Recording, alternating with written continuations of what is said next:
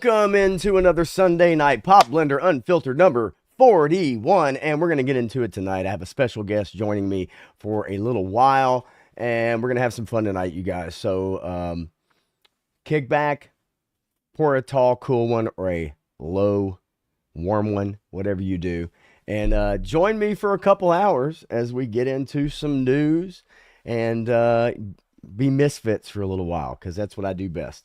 So anyway, people are already rolling into the chat. I love you guys. You guys are awesome. You can't say that enough. Every week, whether it's Tuesday, Sunday, whatever. And so we'll get into it. But first, I got to bring my boy, Otis McDonald, and the band. Thank you, Otis. Right on cue. Anyway. Hope you guys have had a wonderful Sunday. I woke up late today. Woke up late for work. Worked last night, got up this morning. Man, I felt great. And it was like 10 minutes after I normally leave to go to work. So, But luckily, I've built up enough street cred, work cred, that I can get over that. I can get past that. Let's dim the lights a little bit. This isn't a Tuesday. You guys don't need to see me that well. So let's dim the lights. Let's see if I can reach it. Ah, yes. There we go. Ooh. Feel like I'm at the club, y'all. All right. Got some fun topics to go over tonight, as the thumbnail showed. I want to get into the Punisher and some exciting news moving forward in the MCU. Exciting to me, maybe to you, but I also want to take a look back in the last 5 years as to why the Punisher was problematic then, but he's not problematic now, y'all. Oh, I don't know. Maybe it has to do with ratings. Maybe it has to do with money. Maybe it has to do with an election. Maybe it has to do with the media. And I also have a story with Vice Media and their unbelievable hypocrisy. But we'll get to it in a little while, for sure. But I do want to say hello to the chat. I will forego the banners tonight because this is a free-flowing show where I'm not trying to hit every news topic like Matthew and I do, because we have a couple hours to just bang it out.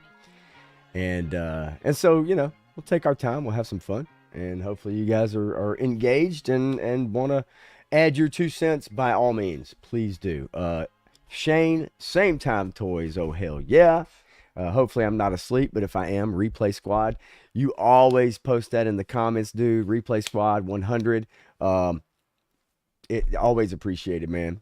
And unfortunately, now schedule-wise and with like same time hangout and whatever, it's either going on when I'm at work or it's like at a weird kind of time or whatever, man.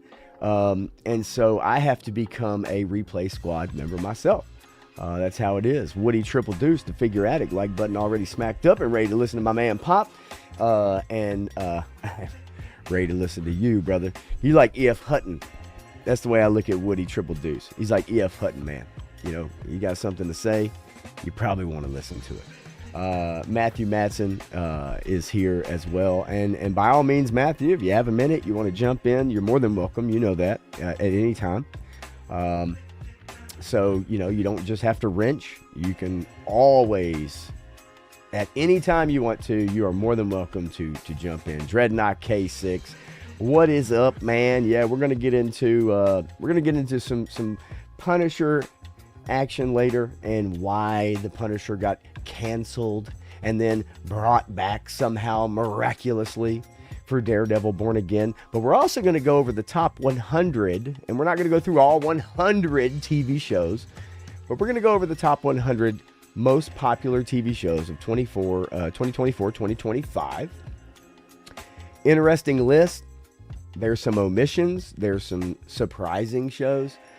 but I think most of us probably would be able to look at that list and go through it and reason it out and go, yeah, okay, that makes sense.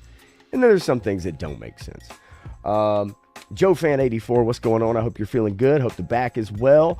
Always, man. And always a pleasure, my friend. Turk Murphy's Toy Solutions is here as well. Turk is the shit. Let's see here. As I scroll through. Yeah, hey, man. Joe Fest is coming up soon. And I want to... I should have grabbed them. I meant to grab them on the way in. There's no reason for me to show them off. I think most people think this wave is mid. But I did get my Viper on my way to work. Let's see. Yesterday? Shit, I don't know. Yesterday, Friday, I got Dr. Mindbender and Rock and Roll. All retro carded. They all got delivered. Thank you, Hasbro. I will thank you when you send things out. And I'll also rip you when you do shitty things. But I got all those. They came in. Viper looks like, he's fantastic. I don't know that that's my figure of the year. We got a long way to go, folks. Figure of the year so far, sure. Yeah, Joe Fan 84, look, man. Joe Fest really is a lot of fun. The most fun thing is hanging out and talking to the people that you've gotten to meet and have met. That you've gotten to know. The showroom floor is the showroom floor, and there's a lot of stuff there, and it's awesome. But there's only so many showroom floors that you can go through, right? There's only so many showroom floors that you're going to check out, and so really it's about hanging out with everybody, And I don't know how old your son is. I mean, I know that's a, the thing goes on pretty late, man. We were hanging out well into the 2-3 a.m. time frame at Joe Fest at the bar. So, it goes really late. So be prepared. That's all I can say. Of course, if your son needs to go and sleep, no big deal. Nobody's going anywhere. Nobody leaves. We all stay at the hotel. That's pretty much what happens. Mid-Joes is in the house. What's up, Mid-Joes? Good to see you, my friend. 3-star draw says banners are important. They are, but unfortunately, if you put up the wrong banner, you might get canceled. But banners are cool. It depends on the show, right? Depends on the show that you're doing, I guess. But sometimes I like banners. Sometimes when you're a one-man band, I really don't feel like fucking with it. How about that? Johnny Reno's in the house. Cheers to you. Here's my Red Bull right here. Let's see here. I did take a couple shots earlier, so I got a little alcohol going. Matthew, I want to see the Pee Wee documentary. I definitely do. I'm sure it's fantastic. There were a couple girls at work talking about it today. They were bringing up pictures of Pee Wee from like the late 70s, and they were talking about how hot he was. And I thought that was awesome. Now, mind you, both of these girls are in my age bracket. One of them is probably maybe a year or two away from my age. She's probably like 47, 46. The other one's probably about 42, 43.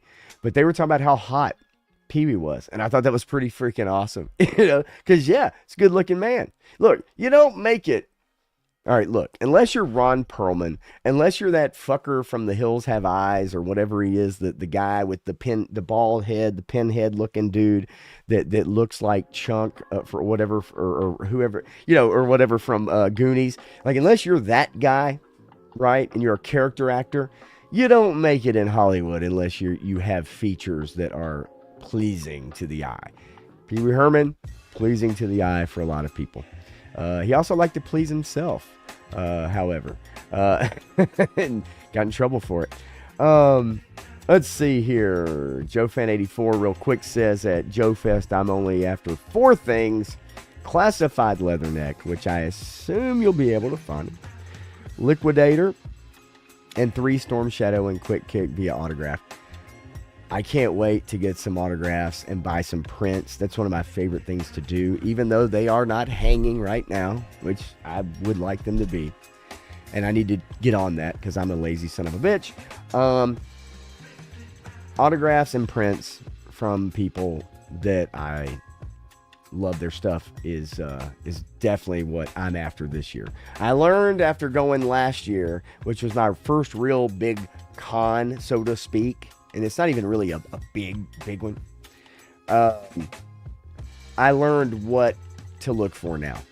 I know what to look for and what to kind of, whatever.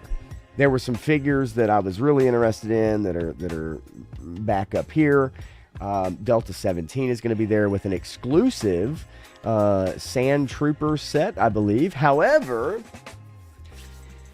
to make it really exclusive, I'd like to see them put it up at a reduced price for Joe Fest. And then, because they are making them available later in the month or after the fact, make something special for the people who came to Joe Fest. Now, of course, I'm saying that after I've gotten Chuckles and other, exclusive figures, but you know what I mean. And yeah, I get that 3-star doing banners. Definitely helps. Can't argue with that. That's for sure. And sometimes I will have topics that I forget about. It just kind of happens. Let's see here. War chest full of toys. Pee-wee was a people pleaser. He was also a penis pleaser from what I understand. But hey, we all got to have our something, right? Yeah. Delta 17, check them out, man. Check them out. You know what I mean? Check them out. See what you can, see what you can get, what you can afford. But really, ultimately, it's all about the hangout. Of course, the link, I think, 3-star draw, if you want to post it in the chat, I think it will allow you to put for the shirts for Club Tarkin. If you can't, just let me know, and I'll post it in the chat as we warm up to Joe Fest time, which is, 3 weeks from now? Less than 3 weeks from now? Can't wait! All right. Let's see. So buy 3 items, get 10% off. Hailstorm is $5. Okay, cool. So at least that's something. I just think that if you're going to do something, but you're also going to make it available to the public, I think you need to make, something special, something special for the people who did come. Not that you're excluding, not that you're gatekeeping, but, it makes sense. If you go to a concert and you buy a concert tee and you can only get the shirt at the concert, then that's a special thing that you'll always remember, right? If you're able to not go to the concert, but you're able to watch it on YouTube because somebody filmed it with their phone, and you can buy the concert tee, then that's kind of a whole different ball game, if that makes sense.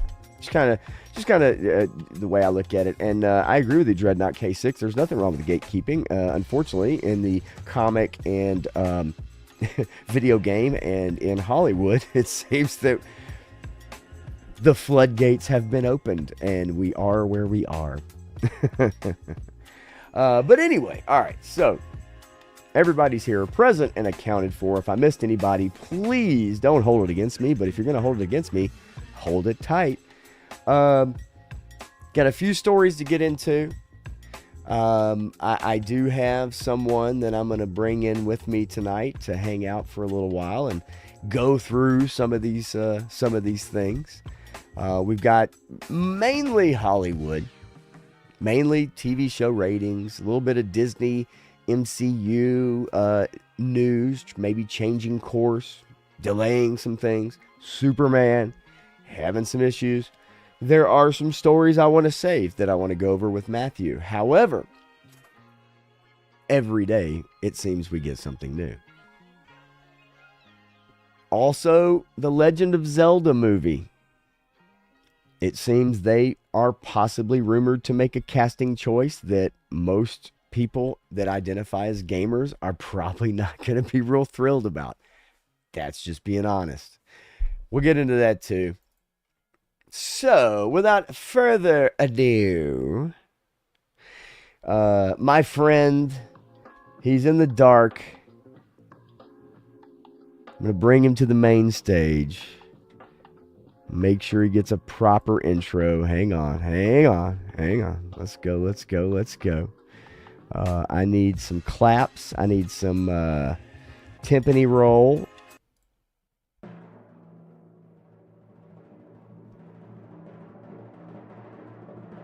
Ladies and gentlemen, war chest full of toys. is hanging out tonight. What's going on, buddy? Oh, man.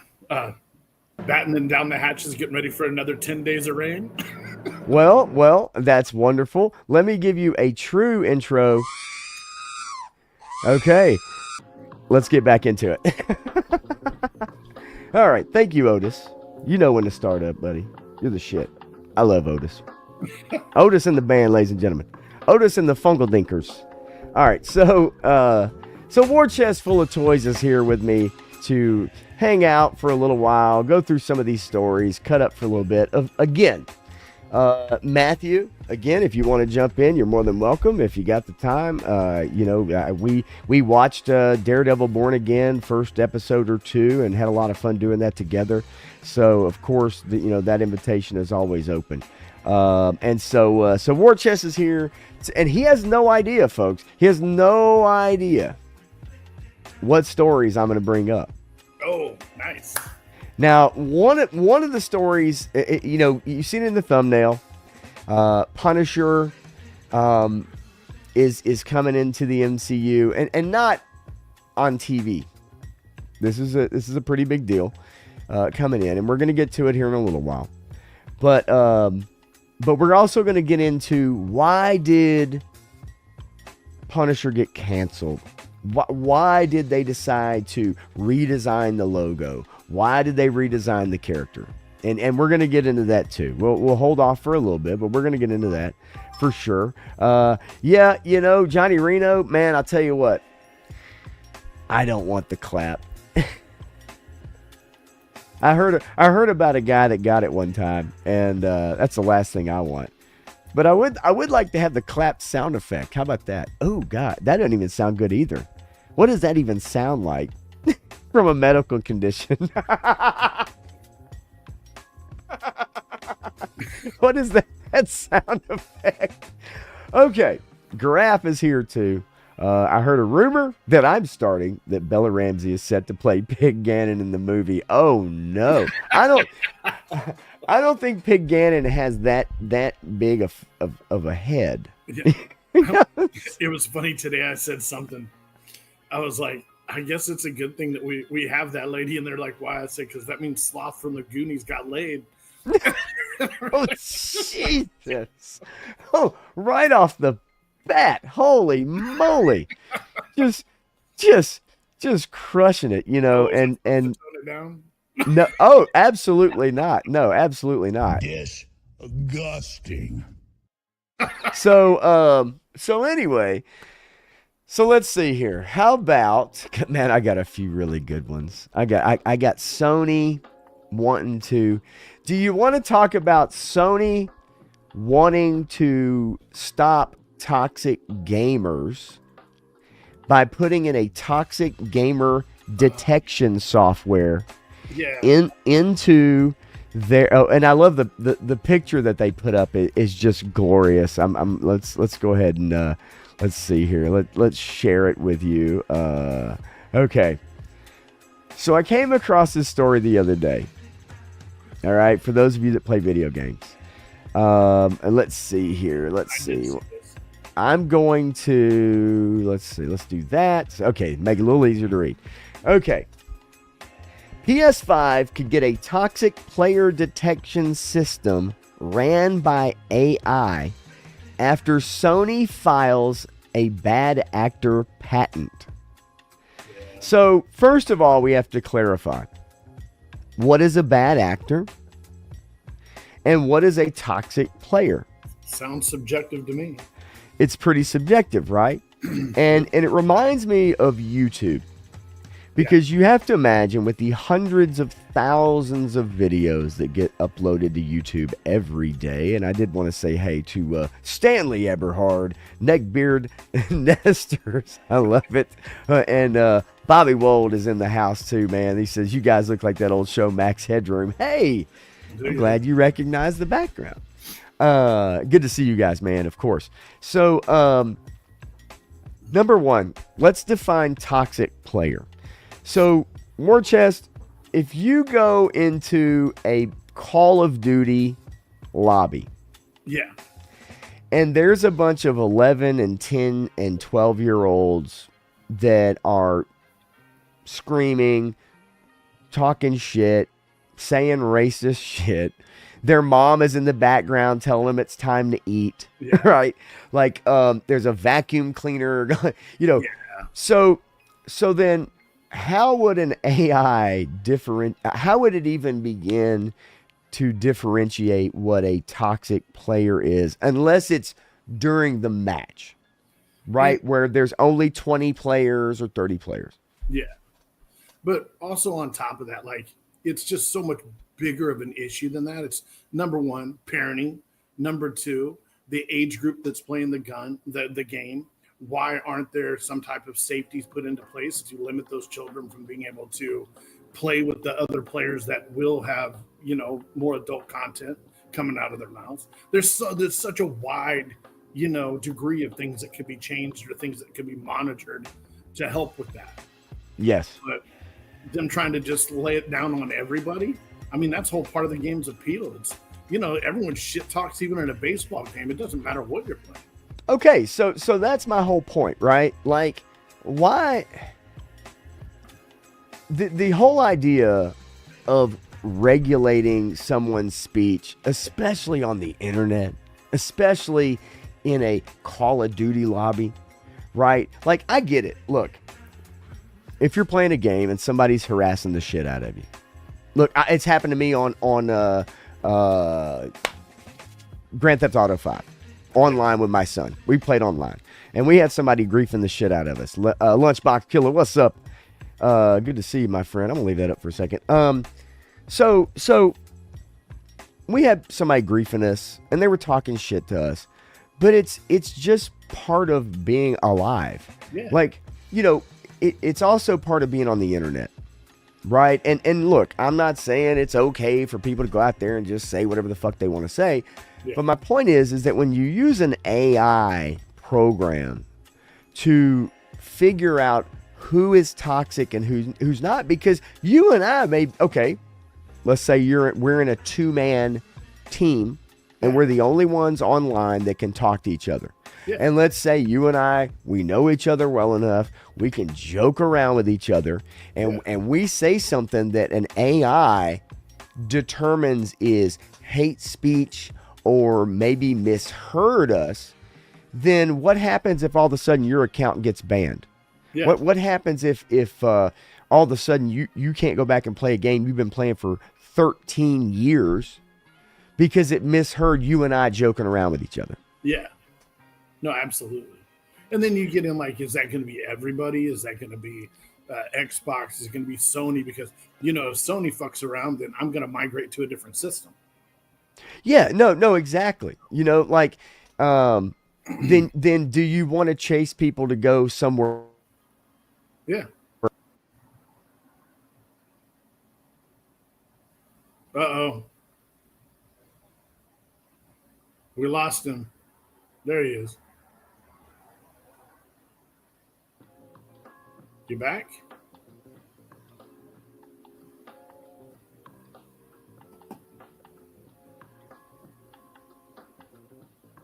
There we go. All right. You hear me fine? I was frozen for a second. Man, that's so. All of a sudden, Sony is now trying to fuck me up. Sony got me. They shot me. Let's see here. They're giving you a little taste right there. Okay, shut them up. Setting audio. Oh, you hear me fine there? Yeah, I can hear you. Oh, you gotta be fucking kidding me. Audio. Speaker. You hear me all right there? Yeah. All right. So Sony just tried to snipe me. No doubt. Literally, Sony just tried to snipe me. I guess evidently I was sharing too many tabs at one time. Fuck you, StreamYard. That's what I gotta say. Fuck you. You're trying to fuck with my shit again. Todd C., in a way, Todd, I'm kind of almost at this point going to go to my fucking phone because evidently this PC and the monitors and the microphone and the lights and the fucking fiber network don't work worth a fuck. Yeah. Oh my God, dude, seriously. Like, this is absolutely.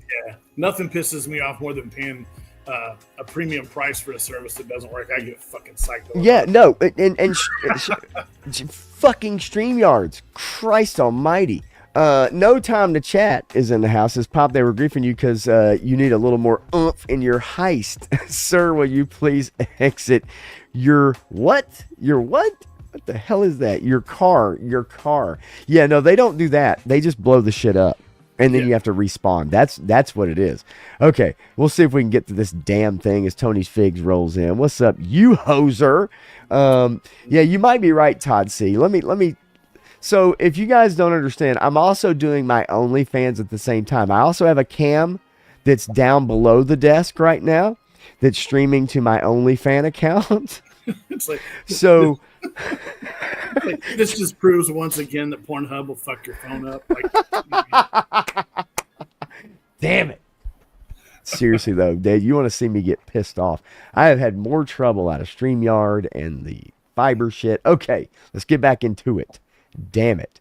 So, what I wanted to say is, it says, although it was originally filed last year, the bad actor system patent was recently made public on May 22nd. So they've had this in place for a while. They've been testing the waters. I guarantee you they've been testing players. They've been testing the software without actually putting it into use.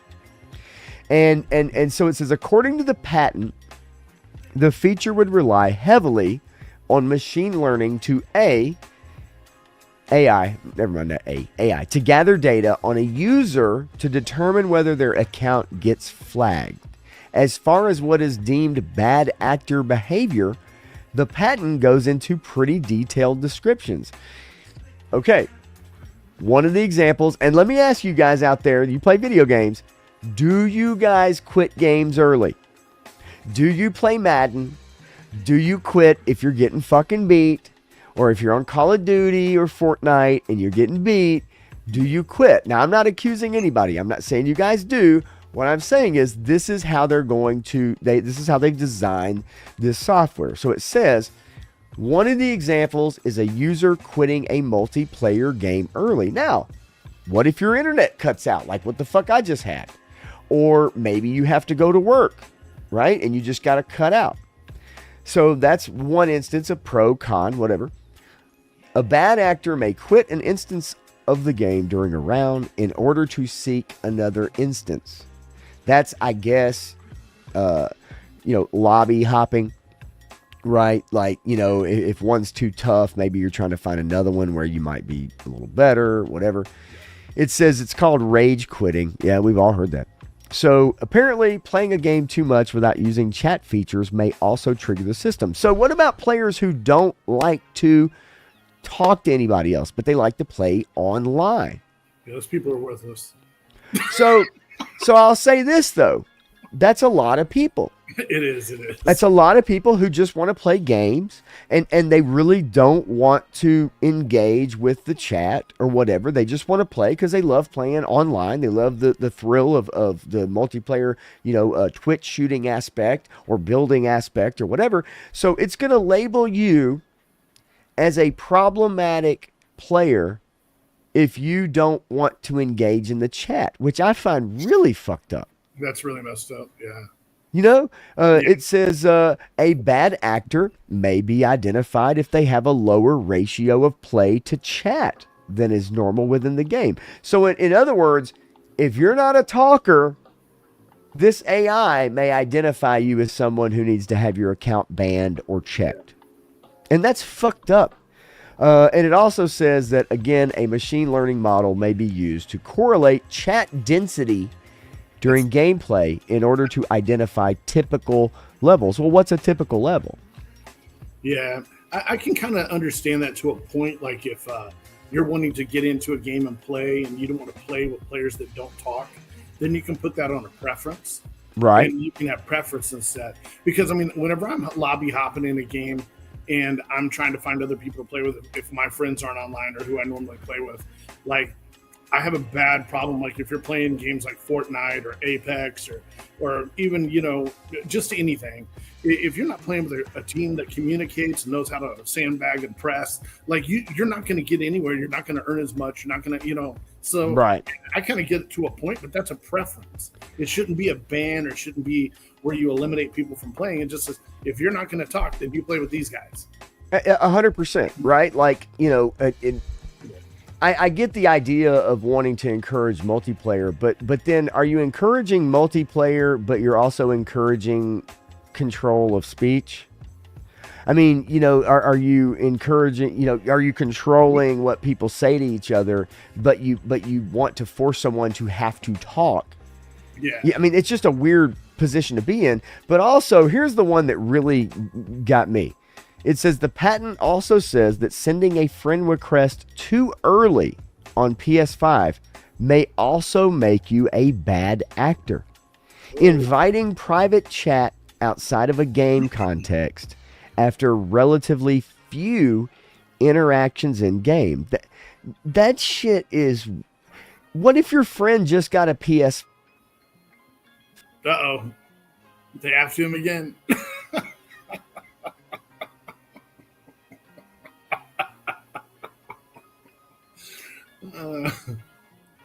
I can't hear you. Come on. Yeah, I don't quite understand. Like, I could understand, I guess, to a point if they were cutting you out for less talking in group events, but if you're playing solo, it shouldn't matter. If you're just cussing up a storm and stuff like that, they can set tolerances for that inside of a group. I could also understand if they're putting you into a position where, let's say you haven't played with somebody for so long and they're not somebody that's on your friends list, or there would be some kind of a checking system go, oh no, hey, I know this guy, or if they linked your Facebooks or something like that. Because if I remember correctly, like on Xbox at one time, you could link your Facebook to your account. And then at that point, like, you could always see who you were friends with already, or you could see their gamer tags and then invite them into your stuff. And I still can't hear you, Pop. God damn it. All right. So that was a major problem with the Quest 3 and MetaQuest, is that originally they wanted you to link a Facebook account with your Oculus or your MetaQuest account. Yeah. And most people, a lot of people were like, look, I don't have a Facebook account. I don't want to create one just so I can play VR games, whatever. That was a big deal. Yeah. And they finally changed their stance on that. And they said, okay, you don't have to create a Facebook account or a Meta account to access your Oculus or your VR headset. But the thing of it is let's say that you're brand new to PlayStation, and you meet a couple people and you play a couple games here or there, and then you want to send out a bunch of friend requests because you've met all these people online. That's going to designate you as a fucking bad actor. That phrase alone drives me fucking crazy. The terminology for it. Like, bad actor. Like, seriously? Like, that's what we can't even talk about it as actual adults or just human beings. We have to label that phrase bad actor. That you know what I mean, let's call it for what it is. What type of phrasing is that? It's super leftist phrasing. I could even see, like, if you played with a lot of players and they ranked you, like communication, like your levels of communication. Like, I could even see that. But yeah, I wouldn't want to link my Facebook account to my game thing. Hell no. There's options to do things like that, but I also don't want people knowing my gamer tag and stuff. Most people had a serious problem with that. I mean, they really did. They had a serious problem with that, and it was, just that they didn't want a Facebook account because, let's not kid ourselves. Like, most of us have a Facebook account, but in all reality, at this point, like, unless you're in a group. And a lot of toy tubers I know, they're in groups, right? They're in classified groups, they're in toy groups. But most of the people I know don't really use it anymore. They don't use their Facebook anymore. They might send Messenger, they might use Messenger. But for the most part, I really don't. A lot of people I know now, they just don't really use it. It's very rare. So having to create a Facebook account just to be able to play game console. Of course, I guess you could say it's the same as having to create an Xbox account or a PS5 account, right? A Sony account if you want to play their games. I just moved on to Christian singles. I thought that was a lot easier. Well, I did farmers. Farmers. Yeah, I'm not a farmer, but I figured some chick with the big booty and cowboy boots would be right up my alley. But I've yet to get a match. I don't know. All I keep getting matches are with bulls and cows. I don't know. I'm working on it though, y'all. I'll let you know if that changes. 3-Star Dog says I've rage quit a time or two, but never made a habit out of it because I detest it. Usually, if the rest of the team gave up, we're only interested in personal stats instead of the team winning. Yeah, and you can feel that, right? When you're playing a game, you can definitely feel that. You can feel that if people are just in it for their own shit. One of the most popular games out is Helldivers 2, and what's funny about it is it's one game where no matter who picks up the little items within the game and brings them back onto the ship, everybody gets credit for it. It's a portion, yeah. So let's say you got killed and I ran over and picked up your little special items, not your gun, not your robot, whatever, but just the special items that you pick up along the map, you would still get credit for it. But for some reason, there's people who will shoot you for picking up their special items, and that's someone who doesn't understand how the game works. Let's see here. Let's see. Yes, Sony did get me. Yes, Matthew. We'll see if it happens again. Evidently, I can't open more than 2 tabs at a time. Heaven forbid. Maybe it's time for a new processor, yo. Bobby Wold says, what are these game systems you guys are talking about? There's more than the Commodore 64.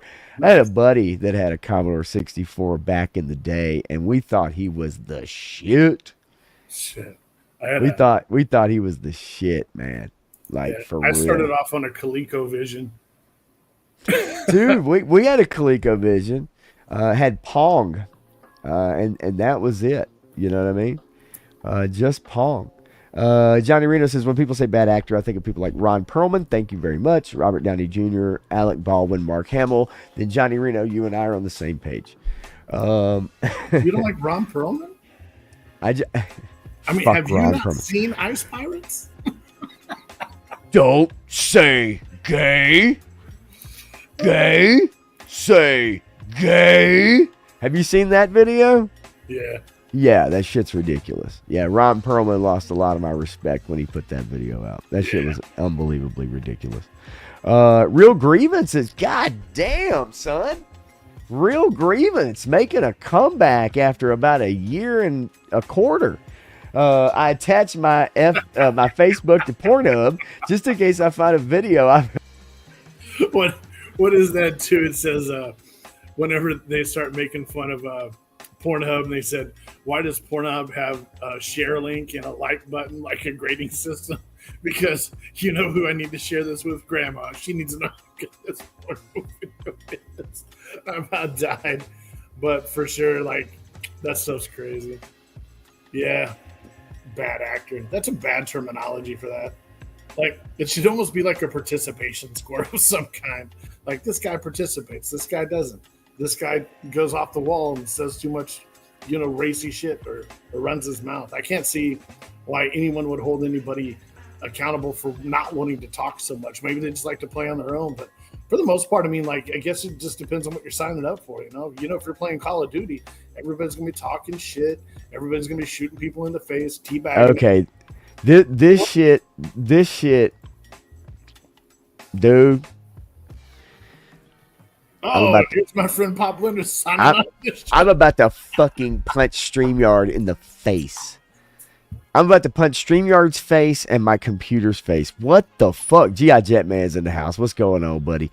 Holy shit, man. What is happening, dude? Oh, no. All right. I will tell you guys something.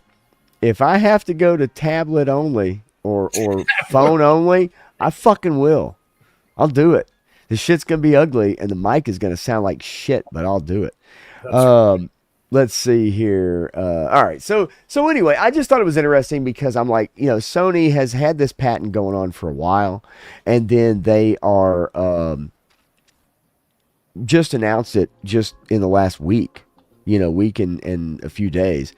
And I just don't understand how you're going to regulate that by using AI. YouTube does such a bad job with AI anyway, with trying to figure out like what is a bad actor, what are bad words. You can't use a certain word within the first 30 seconds of your stream or whatever. I'm curious to see what happens when Sony tries to kick people off of playing their games. I just think it's going to be ridiculous. Okay. Fuck that story. I'm pissed now, y'all. Like, I'm fucking pissed. I ain't gonna lie. Fucking pissed. All right. Is Matt Go talking ahead. about that new grading system with super chats and stickers and stuff? Right here with the, you know what? All right, so here's the deal. It's designed to create competition amongst viewers. You really don't have to be a genius to figure out, because the other night I was watching Punk stream and it's like, oh, who's in first place? Who's in second place? Oh, so-and-so's in first place. Oh, so-and-so's in second, third place. TikTok live bullshit. Not a fan. YouTube, they start doing that and they start monetizing that way. That means your hosts and everybody, they give more shit about that than they do the people watching. Oh, and you and I have had this discussion. Yeah. You and I have had this discussion a lot. You've talked to me about streams that you like to watch, and we're talking about toy tubers at this point right now. Okay, so let's just break it down. We'll be honest. It is what it is. I'm not naming names, but we've talked about it. Yeah. And there are streams that you used to like to really watch, and they pay no attention to anyone in the stream unless they send in a super chat. And we're not talking about somebody that has like 8,000 people watching their stream. Yeah. Right? So I'm not a fan of this system. Anything that makes you seem more like Twitch or, some other platform live, really not a fan of it. I like the aspect of where YouTube was at. If you want to send a super sticker, send a super chat, whatever. But this competition thing, not really a fan of this. Who's in first place? Who's in second place? From a YouTube perspective, sure. You spend, they're cranking the bank. I mean, I understand that, and it might sound silly, but even somebody that's got a small channel that ramps up to 5 to 10, 20,000 people, if he's got people chiming in and Snapchatting and stickers and all, or super chatting and all that stuff, the YouTube is making money. And when you got however many I don't even know how many streamers do they have now. Oh God. The number on that, because you just look at that and then just figure each one of the streamers like do just a minimum, of what they make a month off of those stickers and stuff. I mean, it adds up real fast. Well, they take 30% off the top. Yeah. So if you're monetized and you get a $10 super chat, well, then 30% of that is going straight to YouTube, and you get nothing. So, and 3-Star Draw brings up an interesting, what do I do with the XP? Does YouTube give me a trophy or knock some money off my premium subscription? Of course not. They're not. They ain't giving you shit back. The whole idea is only for the person who's streaming. It is a reward system for the people that are in the stream watching and chatting or super chatting. Yep. And really you get nothing from it other than a little notification during the stream that you're in first place. Yeah. People like that. People enjoy that kind of action. Clint Jorgensen says, why do you even need to chat when playing video games from earlier? Exactly. I'm with you, but see, they may label you a bad actor, Clint, if you're not chatting while you're playing an online game. They may label you as someone who doesn't deserve to be online, and they may ban your account. You can't talk shit properly, you're out. Yeah. If you can't talk shit, if you can't use racist slurs, motherfucker, you're out of here, you bitch. Matthew Matson says it's easy to get to 75, okay to get to 250. It's a game to pit in one word at a time for sentences. It's going to be annoying. So okay. So that's, you know, I have a feeling, and YouTube has implemented every platform has done this. They've implemented little things here or there, seemed like a good idea at the time. The biggest one is removing the dislike button from YouTube, I think is extremely harmful. I do because if you could see that most people don't enjoy a video, then you're probably not going to watch it. And there's a reason why you shouldn't watch it, because it's shit. But this just creates some goofy competition for people that you know, it's, I mean, I guess we all like to be first place, but it's like winning first place at the Special Olympics for being the best super chatter in YouTube. I mean, I just don't get it, you know, like, so yeah, I said it. Johnny Reno, 30%. Yes, YouTube takes 30% off the top. And if you take 4 to 6K a month, then take 30% off of that. And that's what YouTube gets. You know, it's, I don't know. It's interesting conversation to get into. I don't know enough about it to really dig into it. I need to look into it for maybe next week. But it just wasn't something that I saw it the other day on Monday night, and I was like, what the fuck is this?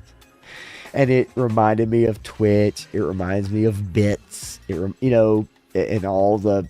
Yeah. You know, I even watch a streamer who for $10, your comment will go into the text to speech category. And then you get the really super stupid ass AI voice that's like, so for $10, YouTuber 6969 Booty Call says, I really like dinosaurs. You know, whatever. It's like fucking stupid as shit. If you didn't donate, you don't get to get into the raffle we're having at the end of the month. Like, you know, what's next? I mean, like, where do you stop? Okay. Slippery slope. It's okay, exactly. All right, so let me get this out of the way, and G.I. Jet Man, we're gonna get into this. All right, we'll get into that. So I'm gonna leave your comment right here. And then Stanley, I'm going to get into your comment too. So real quick, I want to share with you guys so I can minimize the number of things I have on my main monitor so that way I don't get kicked off again. But I want to share a YouTube channel with you guys. I really want you to go to it. If you don't know about it, if you haven't heard about it, it's called /AFK. @epically casual.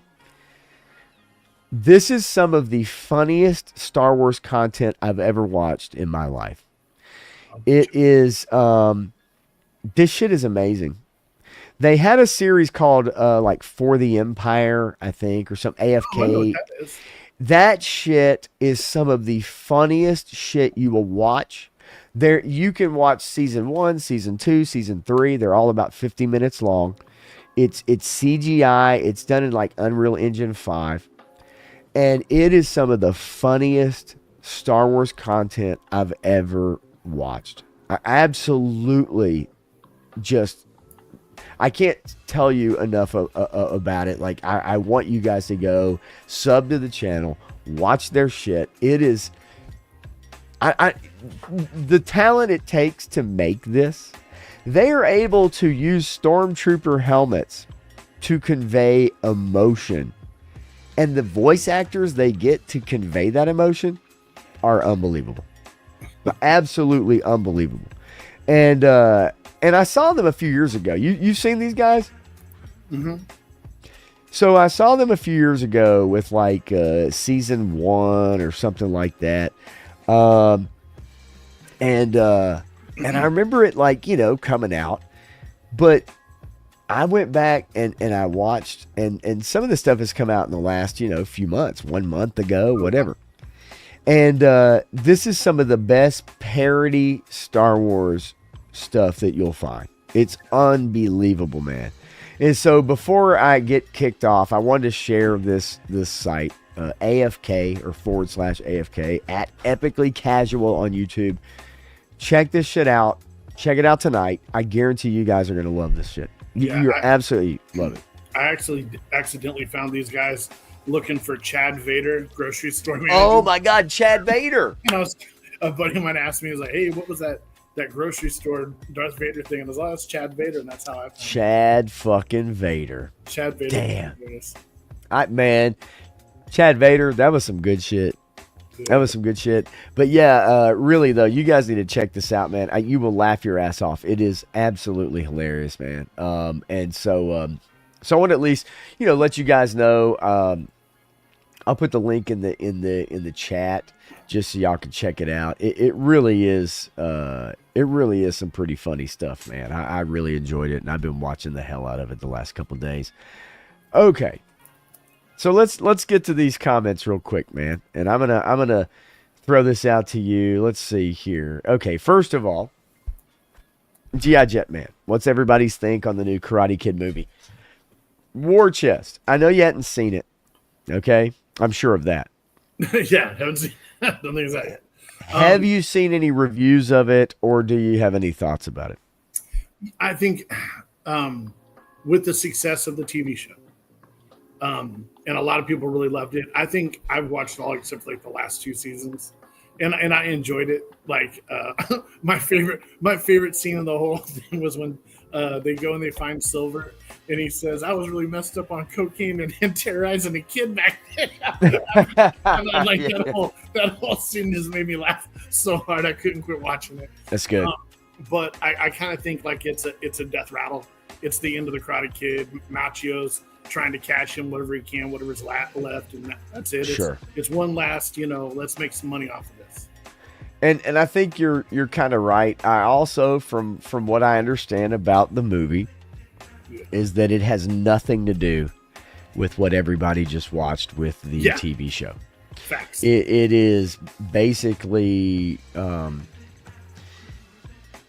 it's not only really completely different, but also it involves new pro tag and tag,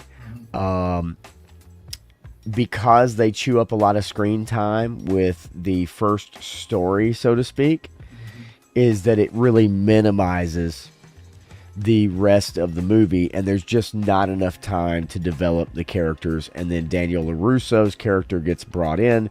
Yes, Jackie Chan's in the movie, but ultimately it doesn't feel like a complete film. It feels like kind of a multi-story piece that just doesn't really coalesce together. And they were probably trying to take advantage of the TV show, but instead of continuing the TV show into movie form, they went a completely different direction. Yeah, I mean, no matter what anybody wants to say, the TV show, I mean, people loved it. Right. And then Stanley, real quick, the new XP chat thing is not accurate. I was in GDL's chat 60 minutes early. The 3 of us remained top 3 throughout the stream, even though I did not. Oh, and we lost Pop again.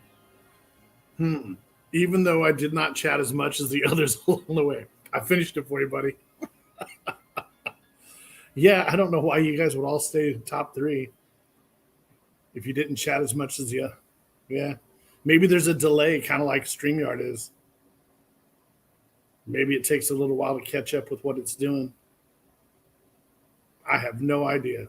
I haven't even seen, I heard about what was going on with the XP chat thing, but I haven't even seen it yet, so I definitely want to check it out. I've definitely seen it on TikTok, especially when they have people doing debates and arguing about, political stuff or anything, to be honest. I've seen a bunch of different ones where they go back and forth, and I was like, this is the most annoying thing I've ever seen in my life.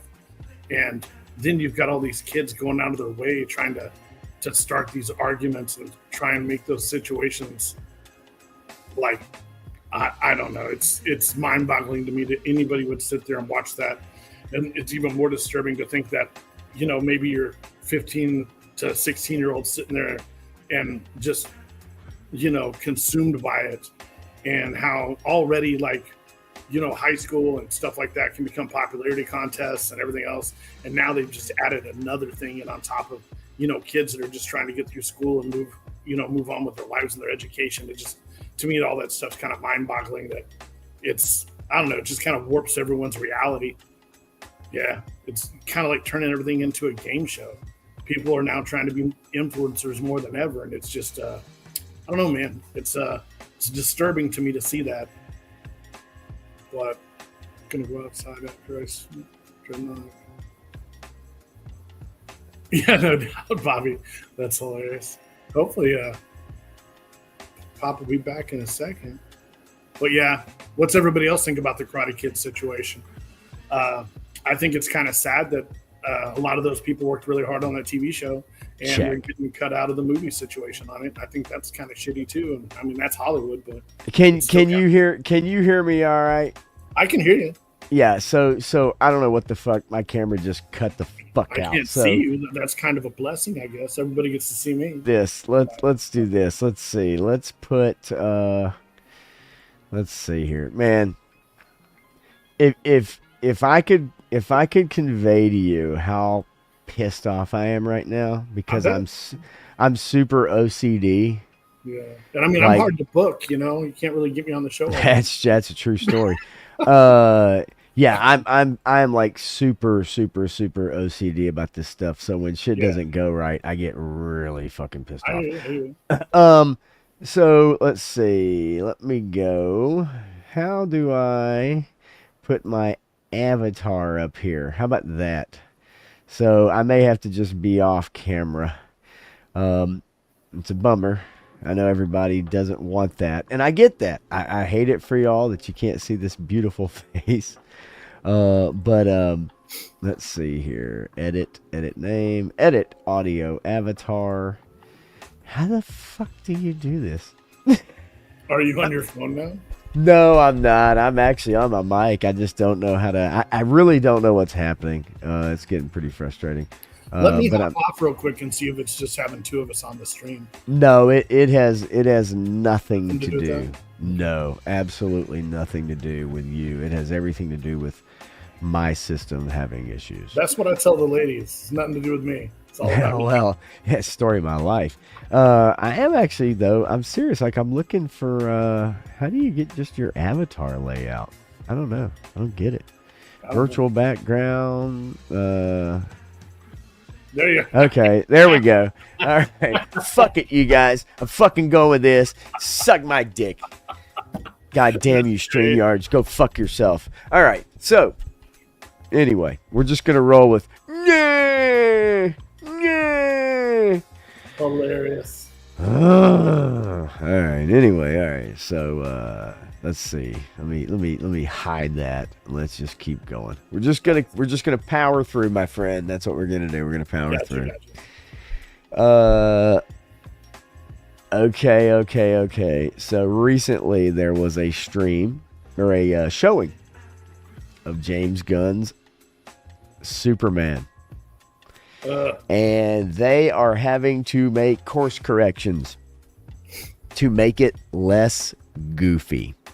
Now, who out there with this new Superman movie wants a Guardians of the Galaxy goofy Superman movie?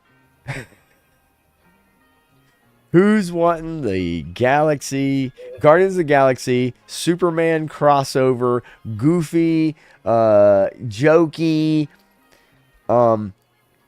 girl bossy Superman movie? So it says, again, it's claimed that as a result of test screenings, James Gunn's Superman has undergone a course correction to make it less goofy.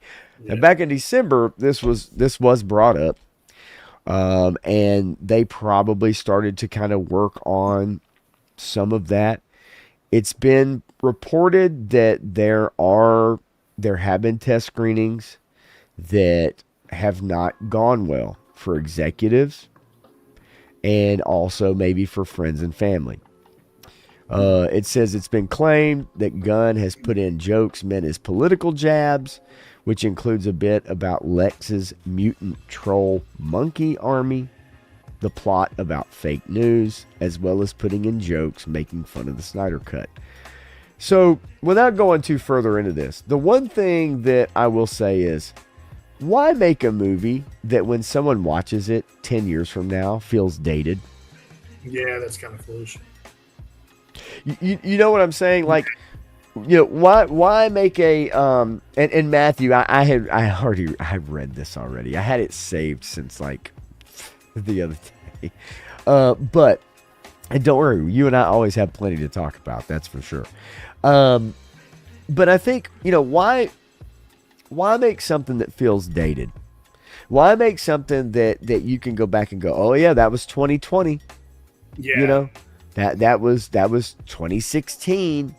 I understand being topical, but I think the last thing if you want to get people into seats, I think being topical is the last thing that people want. They want hopeful, they want something that I think a lot of people want something that brings them to their childhood in a way, especially with these kind of movies, right? And Superman has to, no matter what happens in the movie, it has to end on that feeling of hope and that there is good in the world, and that not only with Superman, but what Superman projects helps overcome all evil and shows the goodness in people. Right.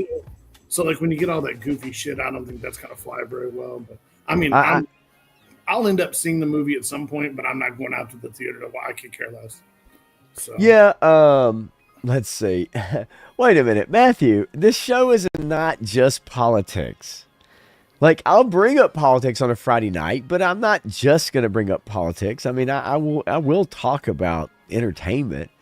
You and I have a lot of stuff to talk about. You know that. And I'll never gatekeep from you, Matthew. I told you, come on right now. Jump in here right now if you want to talk about it. You know what I'm saying? But like, no, you and I have a lot to talk about always. And there's people that tune into the stream that don't tune in, that tune in Tuesday, and vice versa. You know what I mean? So, but yeah, we got plenty to talk about, for sure. But I just, and also there's different reasons I want to bring these topics up, because in this particular instance, I think I want to come at it from an angle of, it is goofy the direction that people want out of their Superman. I mean, we got out of the Snyderverse, which some people are absolute stans of. Yeah. And we got, and then you got a lot of people who didn't like the Snyderverse. And then you have people that liked, Superman Returns. I thought Superman Returns was fine. When that came out, I enjoyed that movie. You know what irritated me about that movie? What's that? Like Brandon Roth was fine, that like now the Bryan Singer, I don't really much care for anything he directs. I think he sucks. But the point that Kevin Spacey as Lex Luthor, okay, it's like he didn't get enough screen time at all.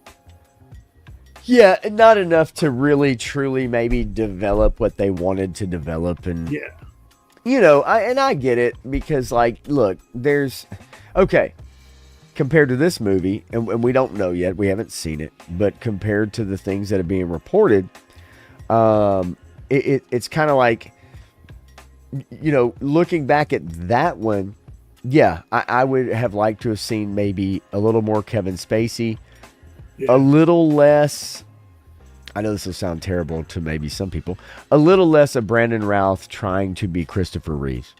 Yeah, I felt that a lot of his lines just seemed like exactly what Christopher would have said too.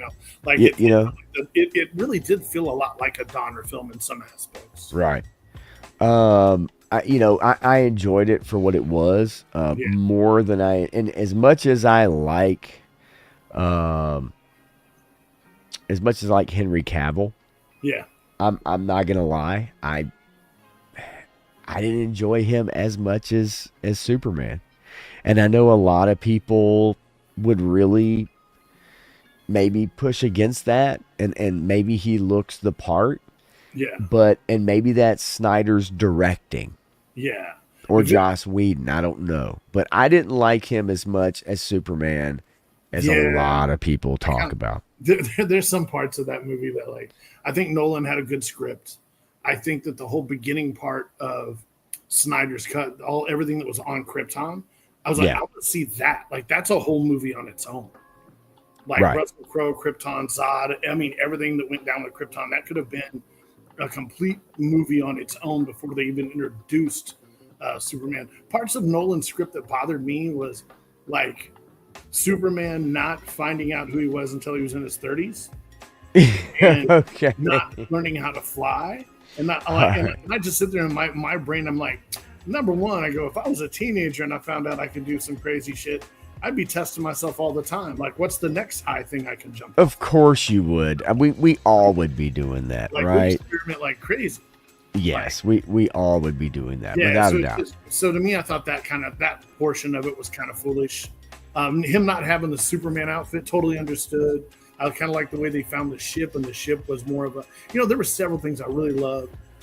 Kevin Costner dying in a tornado was just, That was fantastic. I mean, willingly just walking into a, letting a tornado take you over when your son Yeah. could save you. Yeah, no, of course that makes sense. Yeah, that's unrealistic. like it's stupid.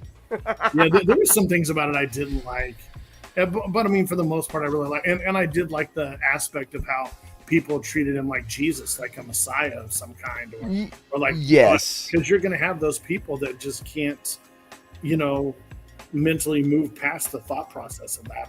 And I don't know, man. There were so many things I liked about it, and visually, I thought it was incredible. But well, I agree with you. The best part about the entire movie was Shannon as Zod.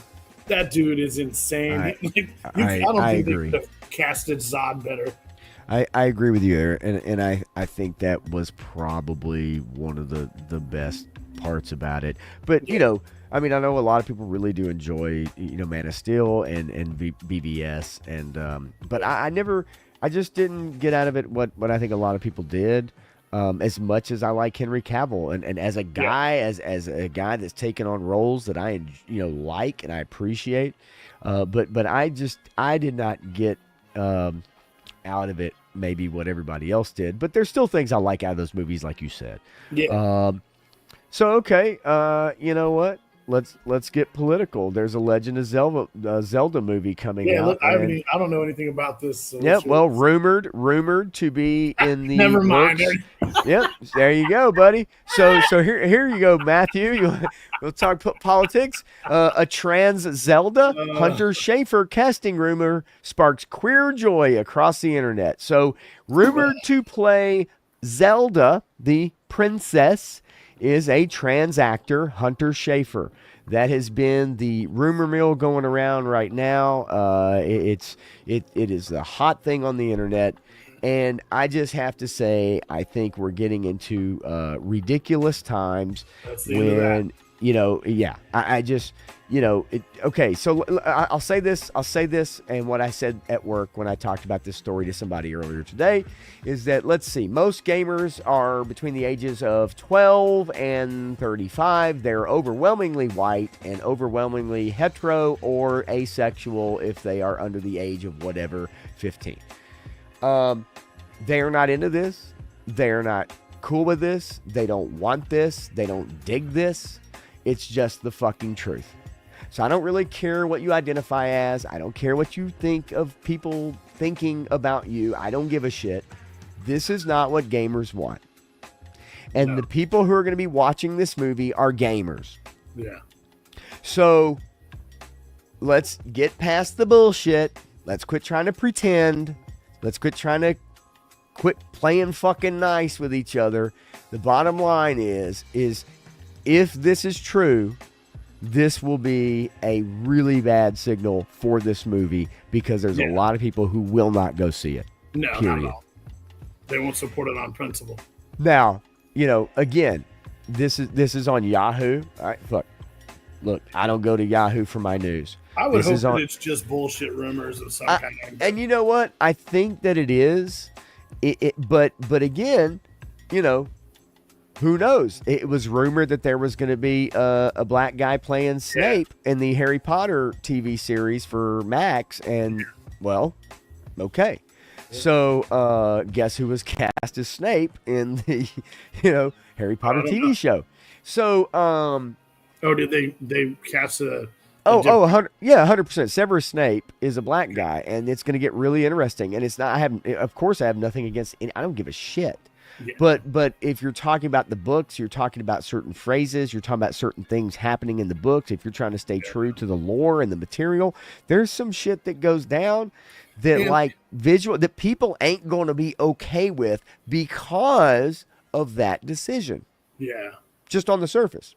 there's lots of times when it's just completely just being done to be done. It's like watching a fucking TV show on the WB where they're just making a gay werewolf to make a gay werewolf. It's just dumb shit like that. But like when it comes down to, like you said, like a franchise like this, and they're doing things like that are just uncalled for, or you want to stay close to the source material, it's a slippery slope. Once you start making little changes, then it's like they just go out and make a bunch of changes, and then at that point you've strayed so far from the source material, people are just, we're not having it. Yeah, no. And look, I'm not saying this is going to happen, but the thing of it is, this is news. This is going around right now. And look, as Matthew says, hey, and Frank Dooman, you, what's going on, buddy? Since I said it earlier, these rumors are bullshit. Yeah, but right now, guess who's making videos or you're talking about this? Geeks and Gamers, right? Like the guys that I watch, the people we watch, Matthew, that you watch, they're talking about it. They're bringing it up. Ryan Cannell, like this story is being brought up by the same people that we watch. So I'm not saying this is fact. No. I'm not saying that it's 100% true, but it is a story right now that's going around. Yeah, and right now there's not a whole lot going on, so they're throwing a lot of things 100% out there to get people to read. And I agree with what Matthew said here, that Nintendo would never allow that. See, I don't know. I don't know that. I think it boils down to the relationship with children that their games have more than anything. I'm with you there. But at the same time, we see children's content being subverted all the time right now. I mean, but Ganon could be a drag queen. I mean, okay. Who brought it up earlier? Who brought up who was playing Ganon? Or Pig? Earlier. So, I'm with you. I agree to an extent. I do. But again, I've watched children's content be subverted over the last several years to include a lot of stuff like this. So it wouldn't shock me. Yeah. I wouldn't be shocked. I wouldn't be surprised to see it anymore either. I'm not saying it's true by any means. And I'm with you, Todd. How does Yahoo still exist? I agree. And 3-Star says, if this is animated, Xander from Drawn Together would be perfect for this. Yes. Holy shit. I hadn't thought about that show in a long time. Drawn Together, man, that was a great comedy. That was a great animated, and Graph, so there's no way that Nintendo would have a trans woman play a woman character who would at some point cross-dress as Sheik. Yeah, right. Yeah, I remember playing that original that game. And, you had to buy women's clothes and you had to dress up and you had to like infiltrate this all-female city, basically, for the most part. And it was in the most recent, not the most recent game, but it was in the, Breath of the Wild. It was in Breath of the Wild. And it was interesting because it's like, oh, well, okay, you've got to earn enough money to buy these clothes, or you have to do a side quest to get the ability to buy these clothes, or you had to sneak in, I can't remember exactly the side quest or whatever, but to access this city, which was a major part of the game, you had to wear women's clothing, and it was part of the game, and it was treated as in a male having to wear women's clothing. Like, that was how it was treated. So yeah, I could totally see Nintendo saying, "Hey, nah, we're not going this route." But again, this has been making the rounds, and I would be, I would be surprised as well. But at the same time, it's people are talking about it. That's what I do on Sunday nights. I find news stories that are interesting, and I bring them up. Who was the chick that was in that Pink Flamingos movie that John Waters did in the 90s? Oh shit! That girl needs to be Ganon. What's her name? Matthew will know her name. Matthew, Matthew probably knows. I'm not saying it for any other reason than like Divine. Divine. I got it. There it is. Yeah. Yes, 3-star As divine. Yes. Holy shit. Let me just go. Can I go to AI and say, AI, create a 1280 by 720 picture of the actress Divine as Ganon from Legend of Zelda, Yeah, probably. and see what I get? Ooh, Yeah, that could be fun, my friend. uh, Oh no, let's find. No, I can't go to Canva because Canva has all kinds of DEI regulations. You can't even put the word soldier in a Canva description for AI. It won't produce a Really? picture. Yeah, it won't produce a picture. It says it's political. So you can't Which, put soldier. I've tried to make GI Joe AI pictures and put the word soldier in, and it's like, I'm sorry, we can't create that picture because of political blah blah blah blah blah. And I'm like, a soldier training in the jungle. It's like, that's literally the only phrase I put. A soldier training in the jungle.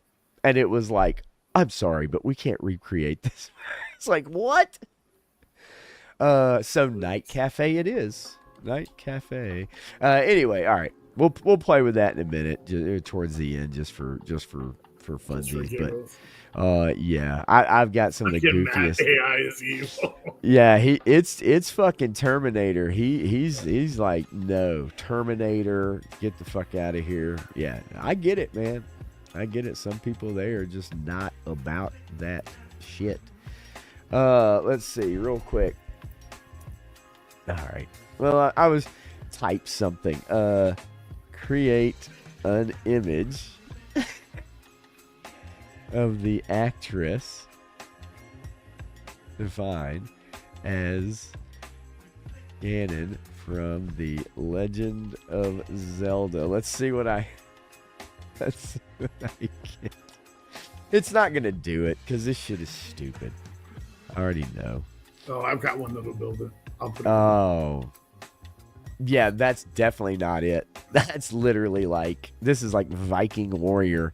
I'm not even going to show this. It's not even worth it. Fuck you, Night Cafe. All right.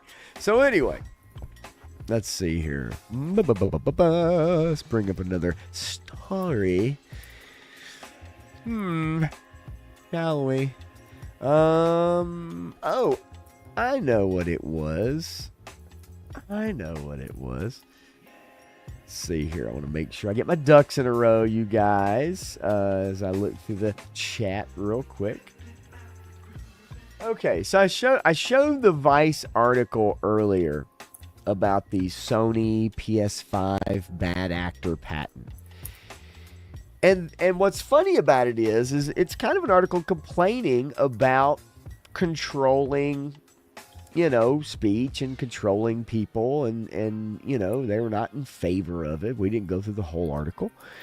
But however, Vice also produced this article a while back. And I love the headline. People don't understand China's social credit, and these memes are proof. So if we go back to 2021, don't you remember John Cena apologizing to China for calling Taiwan a country? The horror!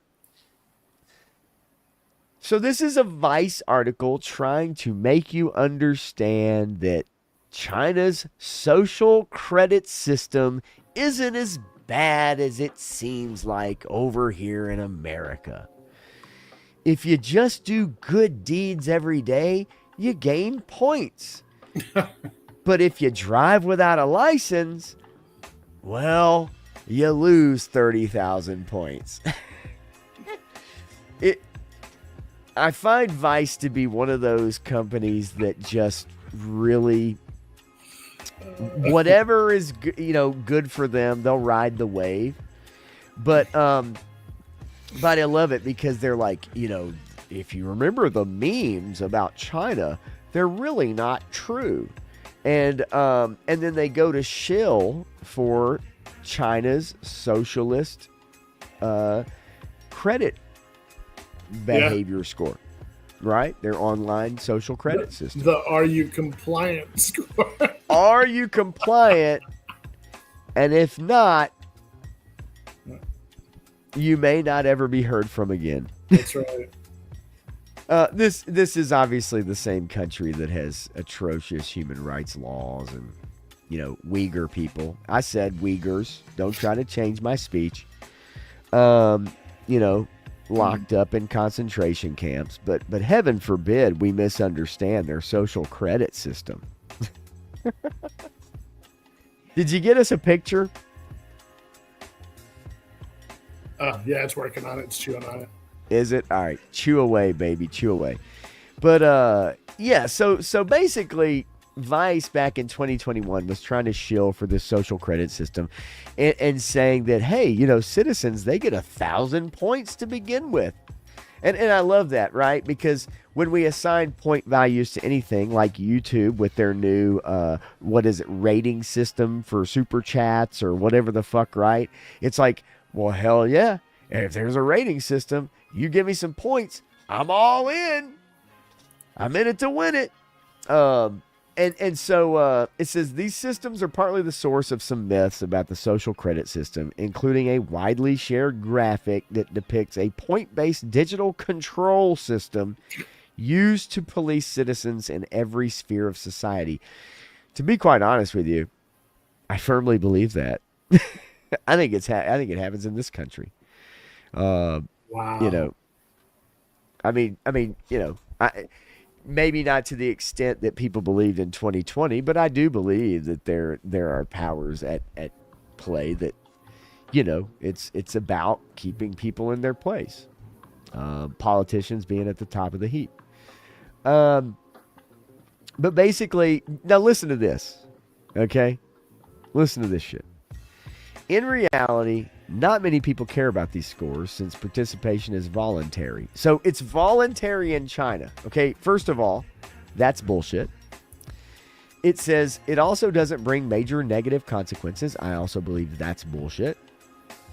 Authorities have offered rewards such as discounts at tourist attractions and deposit waivers at public libraries to those with high scores. In some places in China, the scores can be used to redeem detergent, toothpaste, and toilet paper rolls.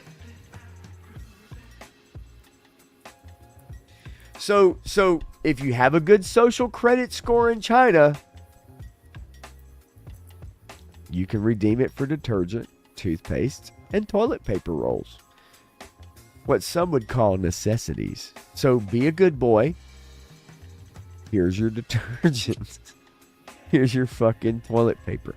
But it's not quilted northern, motherfucker. You get that rough shit that restaurants buy. That cheap shit. Here's these John Wayne tickets. Have fun.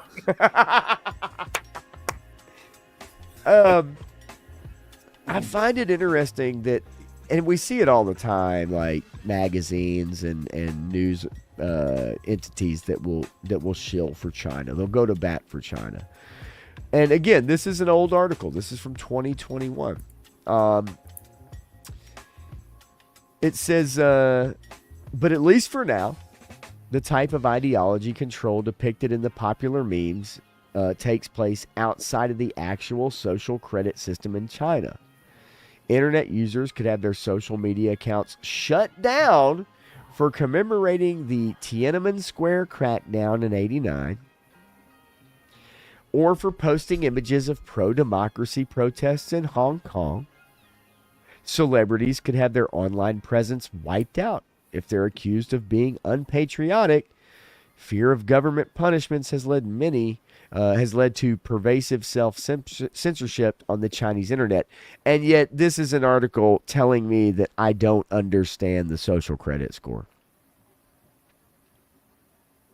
I love at the very end, they're like, but look, anybody in China that shills for Hong Kong or Taiwan or Tiananmen Square, well, you're probably going to disappear. But hey, the social credit score in China really is nothing. It's nothing to think about. Like, what the fuck?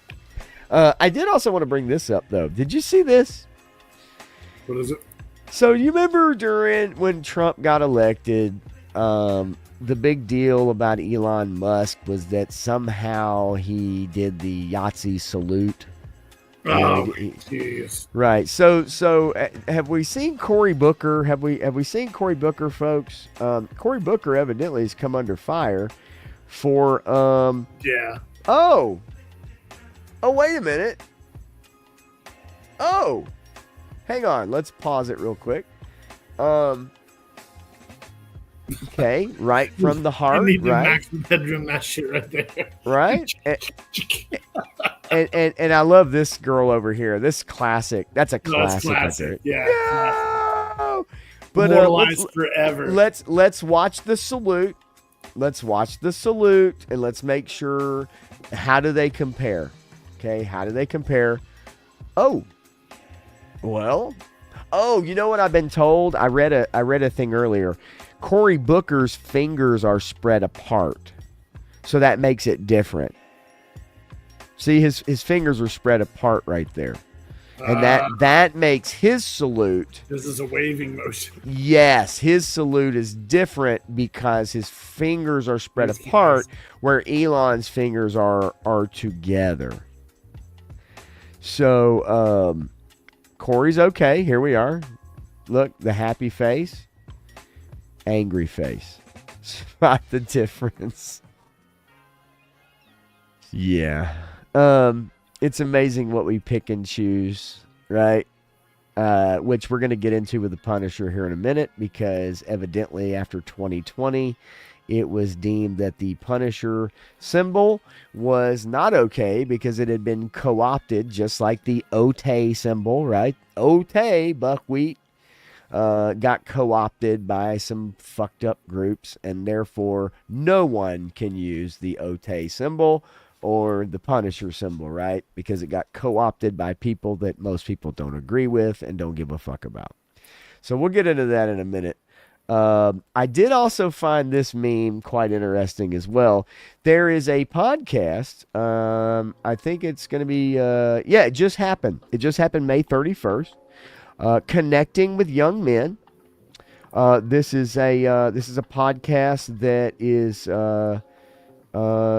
supposed to reach a lot of young Democratic men. It's a Substack live stream, and this is happening. This happened on May 31st. Connecting with Young Men, and this is solving the Democrats' problem with young men. And if you can look at the, there's a problem there. There's an obvious problem there. I don't think anybody wants to watch this podcast or watch this stream. I could be wrong. This happened 2 days ago. I don't think this is going to solve the Democrats' problem with young men, but try as they might, Olivia Juliana is at the forefront of it all.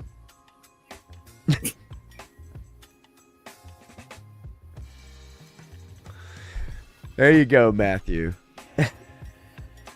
A little politics mixed in with some entertainment. Oh, I'm just fucking with you. You know that. All right. I couldn't help myself. Did you ever get a picture? Meg? I quit messing with it. I really good. Yeah, you said fuck it. Well, it's giving me 3 different images. And none of them actually work? You know? No, one of them looks okay, but I'll refine it. Let's see. Giraffe says, okay.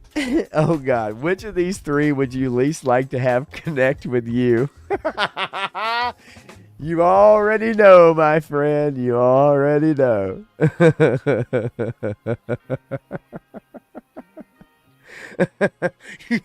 Right? Yes. Oh, yeah, the little mustache. It says it all, my friend. Oh God, yes, this world we live in. I don't care what side of the aisle you're on. You can find some of the most ridiculous shit if you really want to, right? It doesn't matter. Yeah. It's all out there. You truly can. I mean, you just have to feel okay with yourself after searching for it. Yeah. Yes. Yes. What did you do last night? You don't want to know, bro. But I got some good shit to share with you today. Okay. All right. Let's see. Let's see if I can pull this. Let's see. Hang on. Clip this. Let's see if I can pull this up. Um. Oh no. I don't even know if I want to know. So I saw an article that basically was breaking down the top 100 TV shows of 2024, 2025. Okay. And let me zoom in on this a little bit so I make sure I can bring this up. What I find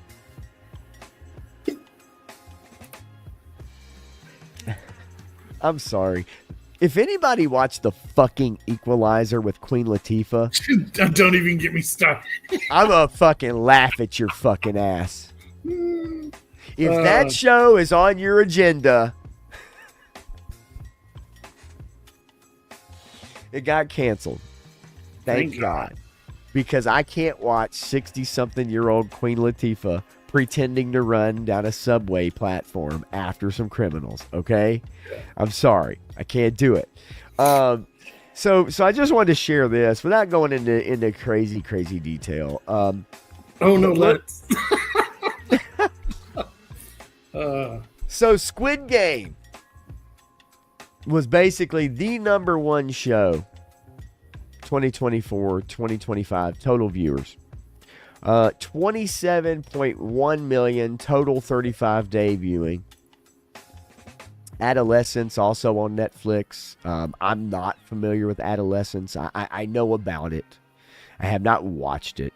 And yes, 62-year-old Tom Cruise running. It looks a lot more efficient than 62-year-old Queen Latifah. Let's not kid ourselves, okay? Like, seriously.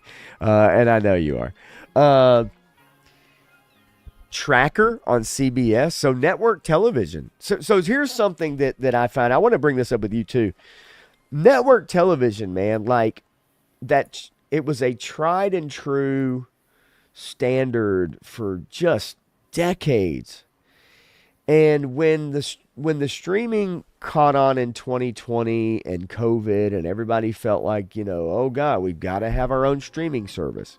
Yeah. And then they needed to spend money to fill content, right? They had to fill space on that streaming service.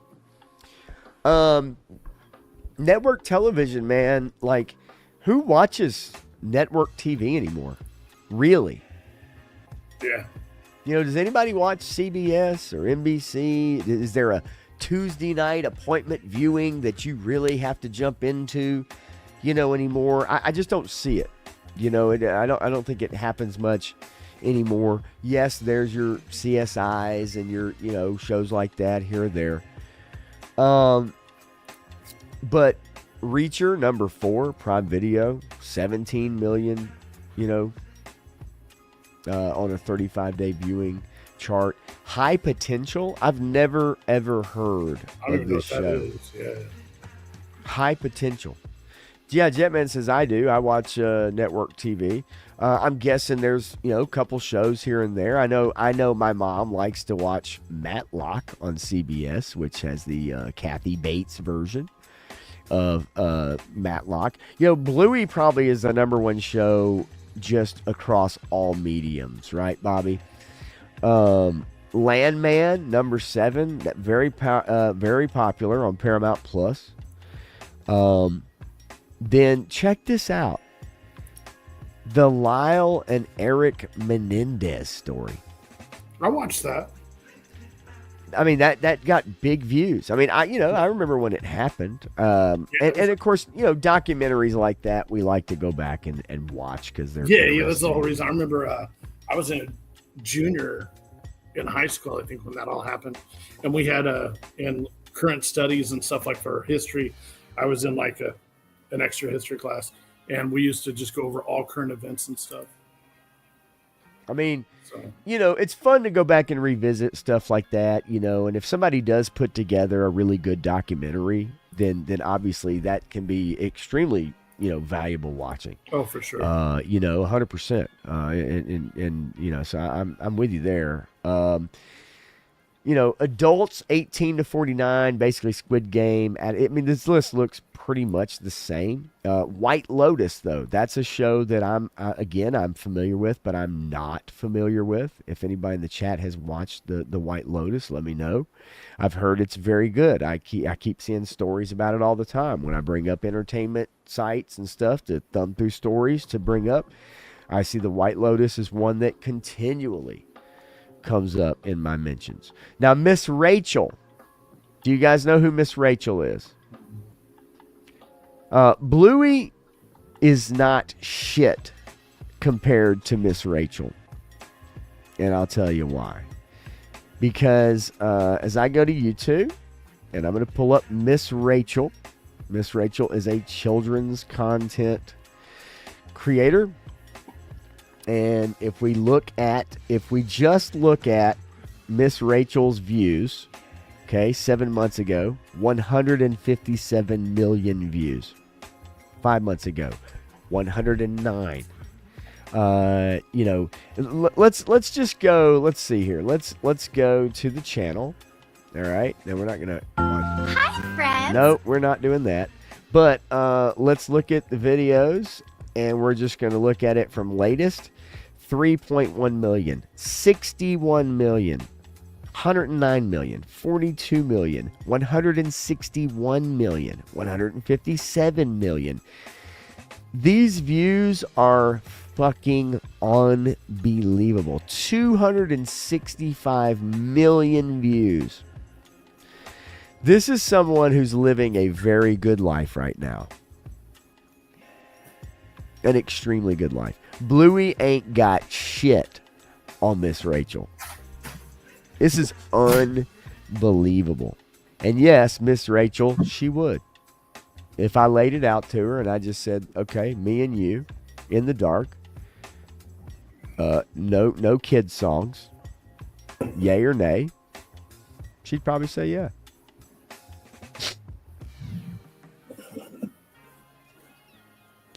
No, she wouldn't. That's nerd shit there. I'm just sitting there looking, but you know what? She's consistent with her thumb. Look at her picture's always right there. Her thumbnails, the font. She branded the shit out of herself. The branding, but it's children's content, and for whatever reason, it caught on. And dude, it is. This chick is literally 15 million subscribers and only 119 videos. You think she's on Christian Mingle? I think she's on farmers.com. I just got an account and I'm lonely. I think she's on Farmers, man. She's got on overalls, dude. Tell Yeah, 3-star. I get it, man. Appointment TV is YouTube these days. Bass backwards. I agree. Reacher. Yeah, I heard that season 3 was not that great. I did hear that. Soapy rainwater coming down. Johnny Reno. I didn't know that was a thing. That's kind of fucked up.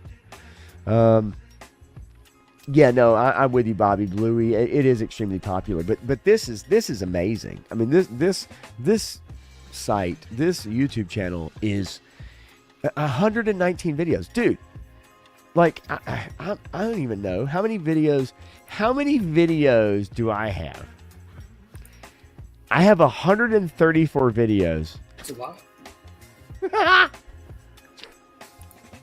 119 videos, and this chick has 15 million subscribers. Her videos routinely get like 200 million views.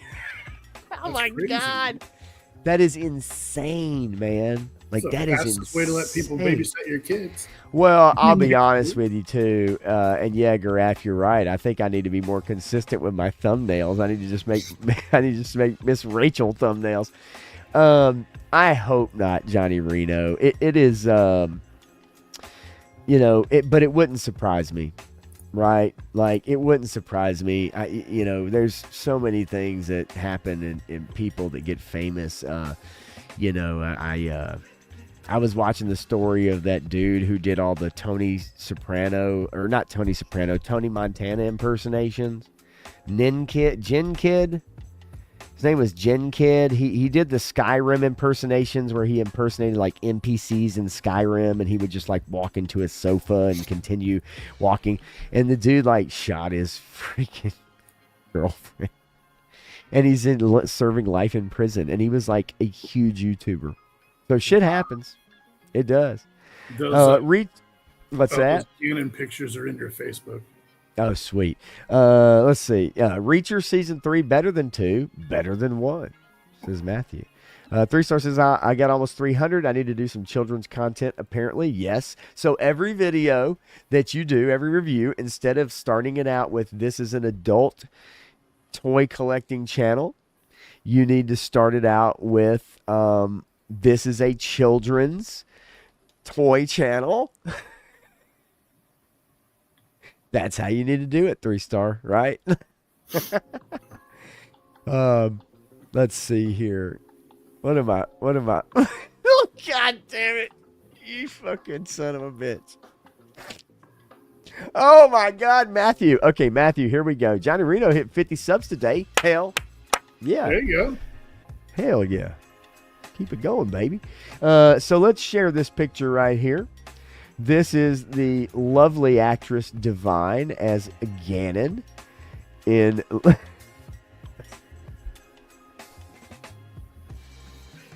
It's just one. It's one of 2. That's right, folks. There's one more to come after this. Man, your AI was really working hard. Yeah. I need your processor. I don't think mine can recreate. I mean, shit. Or maybe it's the fucking GPU. In all honesty, it's how you talk to it, man. It's all this.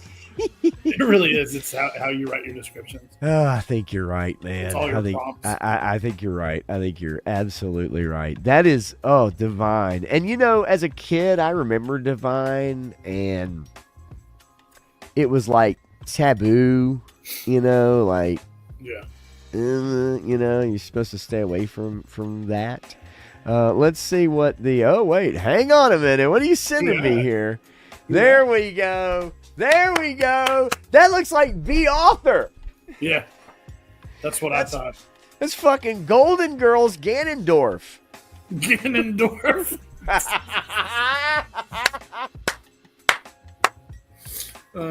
Holy shit. Lovely ladies. Hello there, Ganon. How are you doing?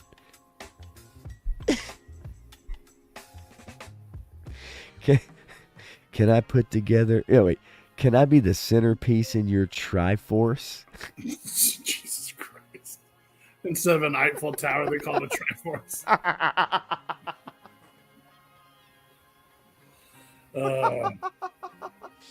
I'd like to be your... Wild. Ridiculous. Ooh, yes, I agree. 3 stars. Yeah, she does. Yeah, 100%, right?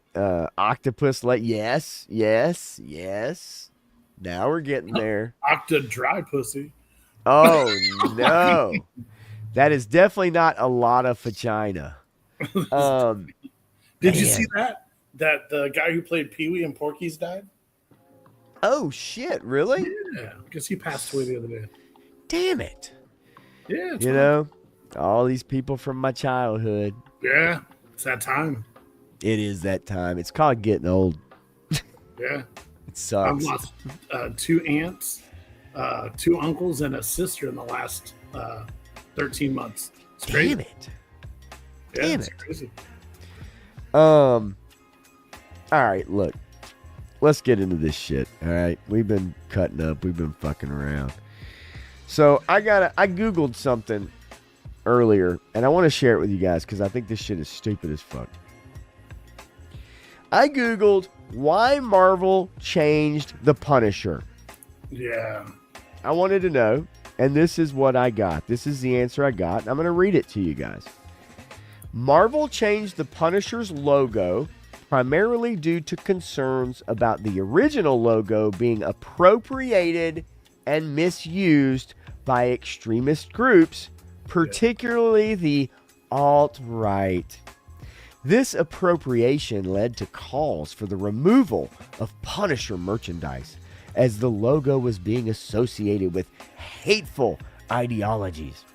While the exact reason for the change hasn't been officially stated by Marvel, the political controversy surrounding the logo is the most likely explanation. And then it gives a more detailed breakdown: alt-right association, merchandise calls, Marvel's response, and new logo.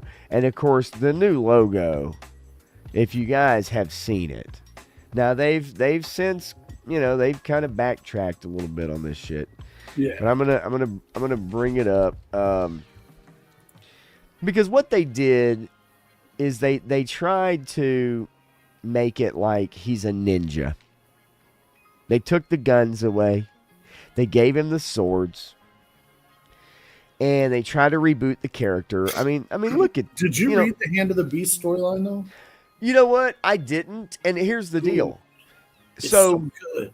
I have no problem if you want to reboot.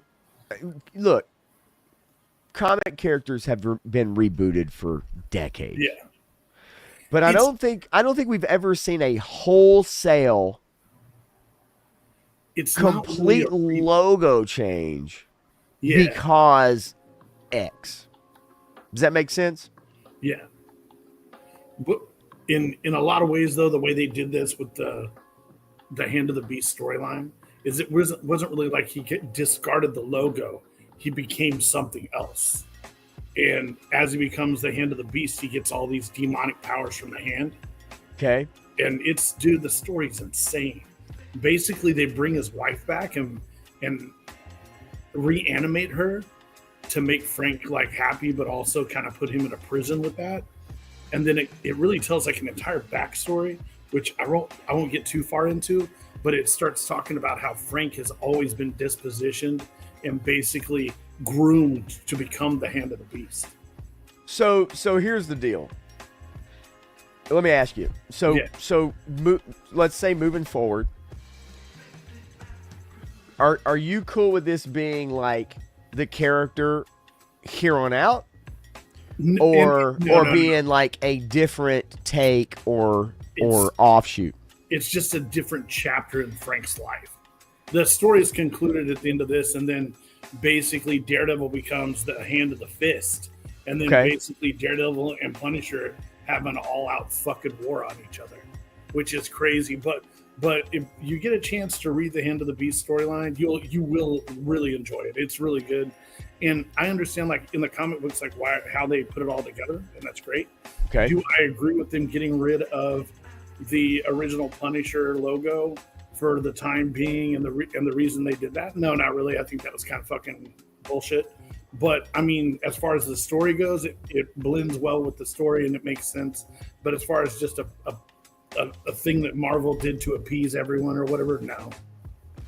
I mean, and that's the thing. Like, if they really and see Tony's got it right. Like, fuck no, bring back the real Frank. So that's where I am. However, at the same time, I can appreciate if there's a different take, if this is a direction.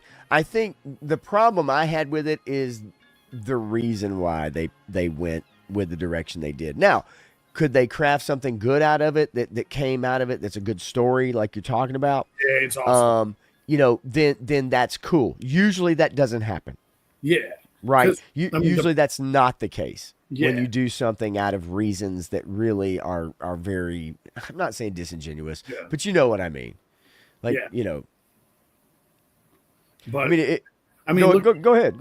When you look at it from Frank's perspective in the story, and you start hearing the backstory of the Hand and how they manipulated his entire upbringing, and how Frank has always just been a sociopath and basically born to kill, as they bring it down the pathway, you start realizing they think that they're manipulating him into becoming the Hand of the Beast. But that's not the fact. Like, the more the story evolves, you realize he doesn't give a fuck. And as far as he's concerned, all of the Hand ninjas and soldiers are just his soldiers, and they're fodder for the machine. And literally, he is going to exact his revenge on every bad guy in the world, regardless of what anyone thinks. and he now has a whole army to do it. Well, It's crazy. you know, and again, I think that you know, I could understand, you know, like actually crafting a new story, and you know, I'm curious what the sales were. You know, what the sales of that series was. It started off as only supposed to be so many issues, and then they extended it out because everyone loved it so much. Really? I'm not for sure. I mean, I don't know what to say. Couldn't tell. You know, I think ultimately though it's for me. I think, you know, if crafting a new version or a new story or a different story. Look, it's happened throughout comics forever. Yeah. I just, you know, it's one of those things, man. You take a character like this, and the way that you want to do it is because, oh, well, someone's co-opted this symbol. I mean, you know, that's where, you know, I have such a problem with it. It is, you know, and I remember when it happened. I remember, you know, 5 years ago or whatever, a little less than that, whatever, when they decided that they were going to go this direction, and they, you know, all the quotes coming out were, you know, trying not to imply it, but we all knew why. You know, you would have writers, you would have other people come out and literally say, you know, there were former writers of the Punisher, former writers of Marvel. Yeah, say, hey, this is obviously the reason why. And so while the story may be good, I have no problems about reading it. At the same time, you know, it's funny to me that they all of a sudden would reverse course on this. And real quick, as far as Johnny Reno, Johnny, I got something for you. Let's see if I can pull this up real quick. Me, Francis, and Francis. Let's see. You guys call me Francis, and I'll kill you. This is one of the best movies ever. Any of you guys call me Francis, and I'll kill you. Ooh. Yeah, that's stripes. Ooh. Yeah, there's candy and rain. He's not Frank. He's Francis. So the reason why I wanted to bring this up is because here we are a few years later, and guess who's going to be in Spidey 4? Punished. Johnny B. John Bernthal. I actually don't know anything about the new Spider-Man movie. I try and they're going to bring back Hulk. Now, is it going to be Professor Hulk, which I think most fans don't want? No. Are we getting a Savage Hulk? Are we getting a Savage Hulk movie or series? Are we getting maybe Edward Norton back as, you know, who knows? But one thing we do know is that Punisher, and I love this. I love this because, you know, I had the issue when Punisher came into the Spider-Man universe. You know, I remember that front cover with the crosshairs. And I think that Spider-Man 4 needs to be a grounded story. Right? It doesn't need to be saving the world. It needs to be a grounded New York story. How are we going to deal with his friends, you know, MJ, who doesn't remember him, and Ned, who doesn't remember him? I don't think they're going to make Ned the Hobgoblin unless they, I mean, come on. You know, it's, I'm not feeling I mean, come on. Like, seriously. You know, had we got different casting, then we might be having that conversation. Yeah, we might have that conversation. You know what I mean? But the reality is that, you know, I'm pretty sure that kid doesn't have a career without absolutely not. Absolutely not. You know what I mean? And so but look, I love the return of the logo. I think it's quite interesting that the about face by Disney, and so let's look at it like this. As successful as maybe that comic run was, and again, I don't know. They don't report comic numbers anymore. We used to get the sales numbers. They don't do that anymore because the comics industry is in the shitter. Yeah. But maybe as successful as that run was, maybe people loved it. I would say most people wanted a return, right? And they liked what they got out of Punisher and Daredevil Netflix series. Kind of liked what we got out of him in Born Again. Yeah. But I just find it funny that there's this about face now in 2025, whereas 5 years ago, 4 years ago, some of the most heinous shit was being said. If you were a fan of the Punisher, then you were a fucking terrible person. Yeah. You were a bigot, you were an istophobe, you were a if you liked that logo and you wore it on a t-shirt. I can only imagine people wearing a Marvel fucking t-shirt in public with the Punisher logo and then having some fucking fruitcake walk up to them and talk shit. When that person has no clue what the fuck is going on. So crazy. Can you imagine? You would think that people would have enough intelligence to leave that dude alone. The guy who looks like he might actually have a gun. Yeah, maybe. Maybe you should leave that guy alone. Maybe. But you know what I mean? Like it's interesting because it's just, and Tony, exactly. Like I do too. Well, I wish I could show you my camera, but for some reason my fucking camera's fucked up. It pisses me off. But yeah, I'm wearing the shirt myself, and but can you imagine being out, and somebody coming up to you, and start yelling in your face that you're a Proud Boy or you're some alt-right bigot motherfucker because you like a fucking comic character. And that's the part that I have the biggest problem with. But again, I find it funny because, and 3-star, exactly. That's what I'm advocating for, is because here we are with an about face in the last year or so where they're saying, hey, you know what? Maybe we overreacted. Maybe we, painted people with a broad brush, and maybe, just maybe, we have a cash cow that people really like, and we kind of fucked that up. That's more what it is than anything. Okay. Hello. Yes. Because I dare say there's still plenty of people at Disney who feel the same way. Yep. But when you lose money like they have, billions of dollars, you need to fucking put a finger in that dike any way you can. Did I just say that? Hang on. What? Wait, what? You probably meant to say 2 fingers. I was going to say a fist in the dike, but hey, you know what I mean. It is what it is. You do what you do. Anyway, so, but you try to stop the bleeding, right? I mean, and so there's a lot of people that I know they still feel the same way. That's fine. It is what it is, and you'll never change people's minds, and vice versa, and whatever. But I just think with a property like this, I'm glad to see that John Bernthal is coming into Spider-Man 4. He's going to be fighting with the Hulk, maybe teaming up with Spider-Man. That's fucking awesome. I'd love to see that. I want to see that.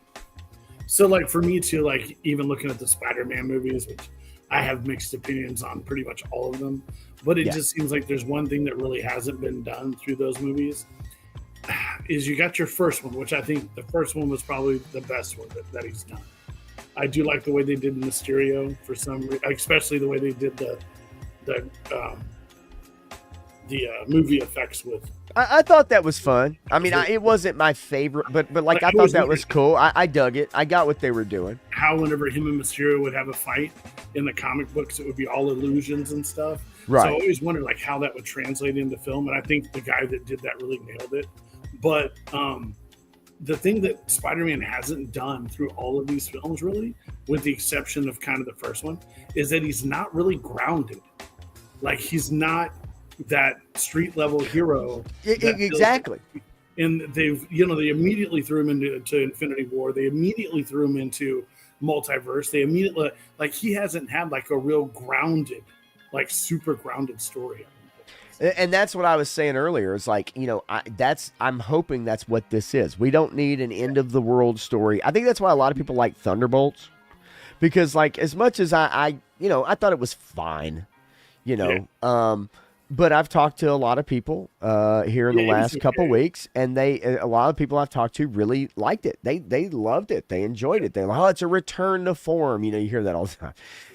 Whatever. But um, I thought it was fine, but a lot of people I talked to, they really liked it. The reason they really liked it is because it was self-contained. It wasn't this big, huge story. It wasn't, end of the world event, and they've got to save the world, and there's this laser coming down from the sky. It's just, something that's a little smaller scale. And I think if Spider-Man 4 goes smaller scale, I think that will be absolutely the best direction for this. And I think it's what a lot of people have wanted for a while, is it to be, if you want gritty, right, if you want kind of dark and gritty and kind of a comeback story, right, because he made the world forget who the fuck he was, right, you need a comeback story, then you start small and you work your way outward from there. I love bringing the Punisher into this storyline. I hope he doesn't have 5 minutes of screen time. I hope he has more screen time than just a very big part. For sure. And then and then all the way down to how they're going to pull Venom in with that. There's a lot of things with the whole Sony and Spider-Man and Marvel collaboration thing. Oh, for sure. They could really be doing some. And to tell you the truth, how much longer is Holland going to play Spider-Man? I mean, sure, the paychecks are nice, but I got to tell you, man, he looks like he's 13 fucking years old. He could play Spider-Man forever. And that's the thing with me on the Spider-Man thing is like, I don't want to see the teenage Spider-Man anymore.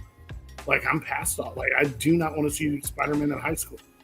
I don't even go for in college. And I think that's where, he'll be. He's, I think that the high school thing, didn't they graduate, right? Like they had that. So, it's, I think, you're over with that. I'm fine with moving past that, right? I'm fine with moving past the teenage Spider-Man. I'm fine with moving past that era and get into, like, the 20s. I mean, here's the trick. And of course, I'm not him, you're not him, we're not him. No. If you're Tom Holland, right, as an actor, you want, I'm sure you want to be challenged. I'm sure you want to take on different roles. Things get old. Your body maybe can't handle flipping around. But he could play this role for the rest of his career. Oh yeah. Literally go down as like the Spider-Man and play this role for the next 20 years and get away with it. Yeah. Make a buttload of money. And that's kind of like whenever you look at like Chris Evans and stuff, and how they were like, do you want to come back and like do Captain America again? And they had like some interviews, and he was just like, I love that Disney money, but as an actor, I've only got so much time left to do other projects, and I'd like to be doing some other shit. And that's, I agree. And that's where, the personal, and I get it. I mean, I'm not going to, hey, you need to only play Spider-Man, but could he? Yeah, he could. He, in essence, could literally play this role with the way he looks for probably another 20 years as Spider-Man gets in the not middle age, but you know what I mean, into his 30s, and you could play with those ideas. I mean, obviously that's not going to happen, and it never happens that way, but it would be interesting. I did want to say real quick too, and what you think about this. With Graf, do you think that the MCU, as far as the damage has been done, can they recover and start making movies kind of like, Infinity War and Endgame and prior to that? I'll let you answer that first, and then I'll follow up. So I think that they've made so many just monumental mistakes, and they've also added in a lot of just crappy budget TV shows. And the DEI stuff and just all they've done so much that they haven't like went back to the building blocks. Like for me, I guess when I watch the MCU stuff, I grew up on comic books so hard, and I mean I've read comic books my whole life. So like whenever I watch the MCU, to me it's a giant what if. It's a whole different universe. It's a whole different what if this happened instead of what really happened. And I enjoy seeing all the characters up there and stuff, but whenever they butcher some of the storylines, it's irritating to me, and I find it like a little disrespectful towards like the people who originally created them. And So that's kind of like heartbreaking to me in some ways. But regardless, I think it's super cool to see all these people up on the screen and see all the CGI and stuff. But everyone that they've used so far that have been involved in the stories, it's kind of like that story's been told. There are so many other characters in the Marvel universe that they need to go another route. Like let's go another route. Let's see what other characters we can start bringing in, and let's do the supernatural ones. Let's do Ghost Rider. Let's do that bridge and make a giant badass storyline out of it. Or let's do something else. I think leaving the other characters alone, I think is kind of where you want to go. I mean, cameos here and there is cool, but I think this whole bringing back Robert Downey Jr. and everyone to play alternate, versions of themselves and stuff is just kind of like a Hail Mary to kind of get people in the seats. And I think that ultimately the multiverse and Secret Wars and all the stuff, just like Crisis on Infinite Earths and everything that they did through DC, that was just a giant way for them to try and clean up storylines that never finished, to try and fix things that they did that were wrong. And it's like they're already doing it in the movies so they can justify, their mistakes already. And it's, I don't know, to me, it's kind of irritating and frustrating to see where Marvel's at now when they were on the fucking top of the mountain. I mean, what the end of Infinity War, you were just like, yes. What they accomplished, what they accomplished had never been done before. Like, we can't even say that Star Wars sustained like a level of success where, every movie coming out, basically you could chalk it up for like $1 billion, right? Or close to it. Every single thing that came out that they did was gold. Yeah, Thor Dark World was a shit-ass movie. I agree with anyone who says that. It wasn't that great. It wasn't I didn't think it was horrible, but I didn't think it was great either. But I mean, other than a few misses here or there. And Malekith was so perfectly cast. Like, how did you fuck that up? Right. So yeah, I mean, I think that what they had done had really not been done before, and I think in that respect, it opens itself up to be copied, which I think is a mistake for most people, most studios. Do I think that they can recover? Like you said, I think that. I think they can, but they have to get back to hiring directors and not casting directors. That's right. No, I agree completely. You don't check boxes. You don't put a check box because someone's black or Hispanic or whatever, or white, whatever. You hire the best person for the job. Absolutely. You cast the best actor for the job, and you write the best story that you can come up with. And they have not done that. And you're right. Most of their TV shows have been an absolute fucking disaster. Yeah. And there's one way to measure that. The number of people who tune in to watch it. They will be first in line to tell you how popular something is if it's actually worthy. And they'll do that.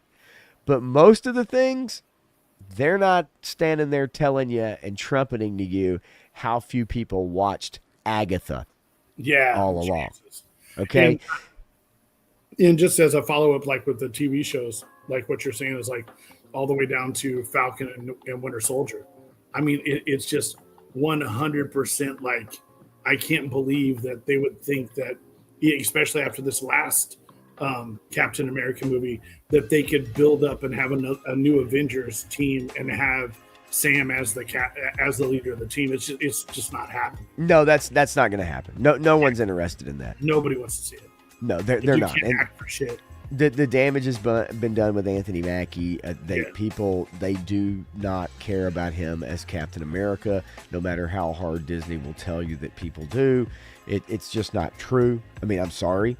The numbers bear that out. Captain America, the most recent one did not do the numbers they were hoping by any means. It's not going to make its money back by any measure, and it's a disaster. It's an absolute disaster, and people are not buying into that. So instead of, they should have recast and everything. We've talked about that time and time again.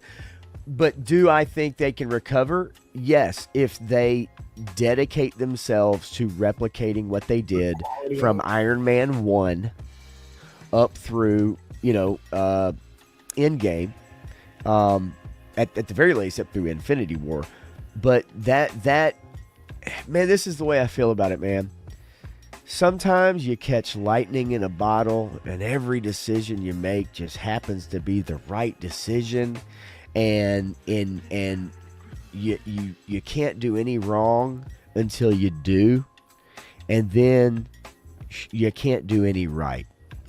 And I think that's kind of where we're at with it. It's like, they couldn't do any wrong, man, and they're just banging them out one after another after another, and then they just couldn't get out of their own way.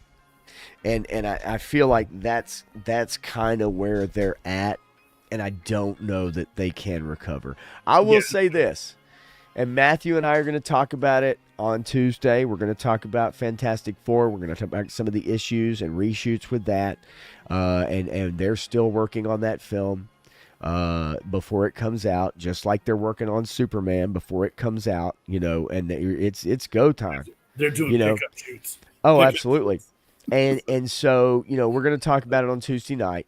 But Fantastic Four is such an important movie for the future of the MCU. Mm-hmm. And if it does not, and test screenings so far have not gone well.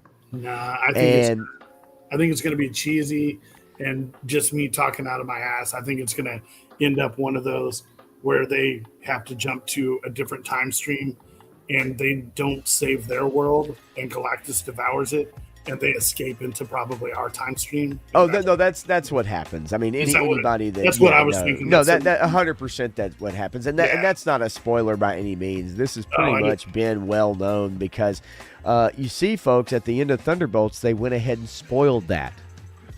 Oh, did they? Yeah, end credit scene. Oh, I didn't see it. Oh, yeah. End credit scene. They show the Fantastic Four ship. They're looking up. Yeah, so you have the new Avengers. I missed that. And then there's the Fantastic Four ship. So, yes, they are leaving their universe, multiverse, and coming to ours. Or that's to this, That's what I get for having an old man bladder and having to go to the bathroom. Yeah, I hear you.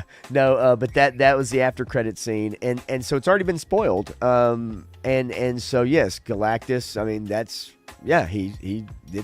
this movie will be the end of the Fantastic Four in that universe, and they will be moving over to the 616, I guess, if I got it right. If I'm not, Matthew will let me know, I'm sure, because I know he definitely knows. I figured you probably know too, to be honest with you.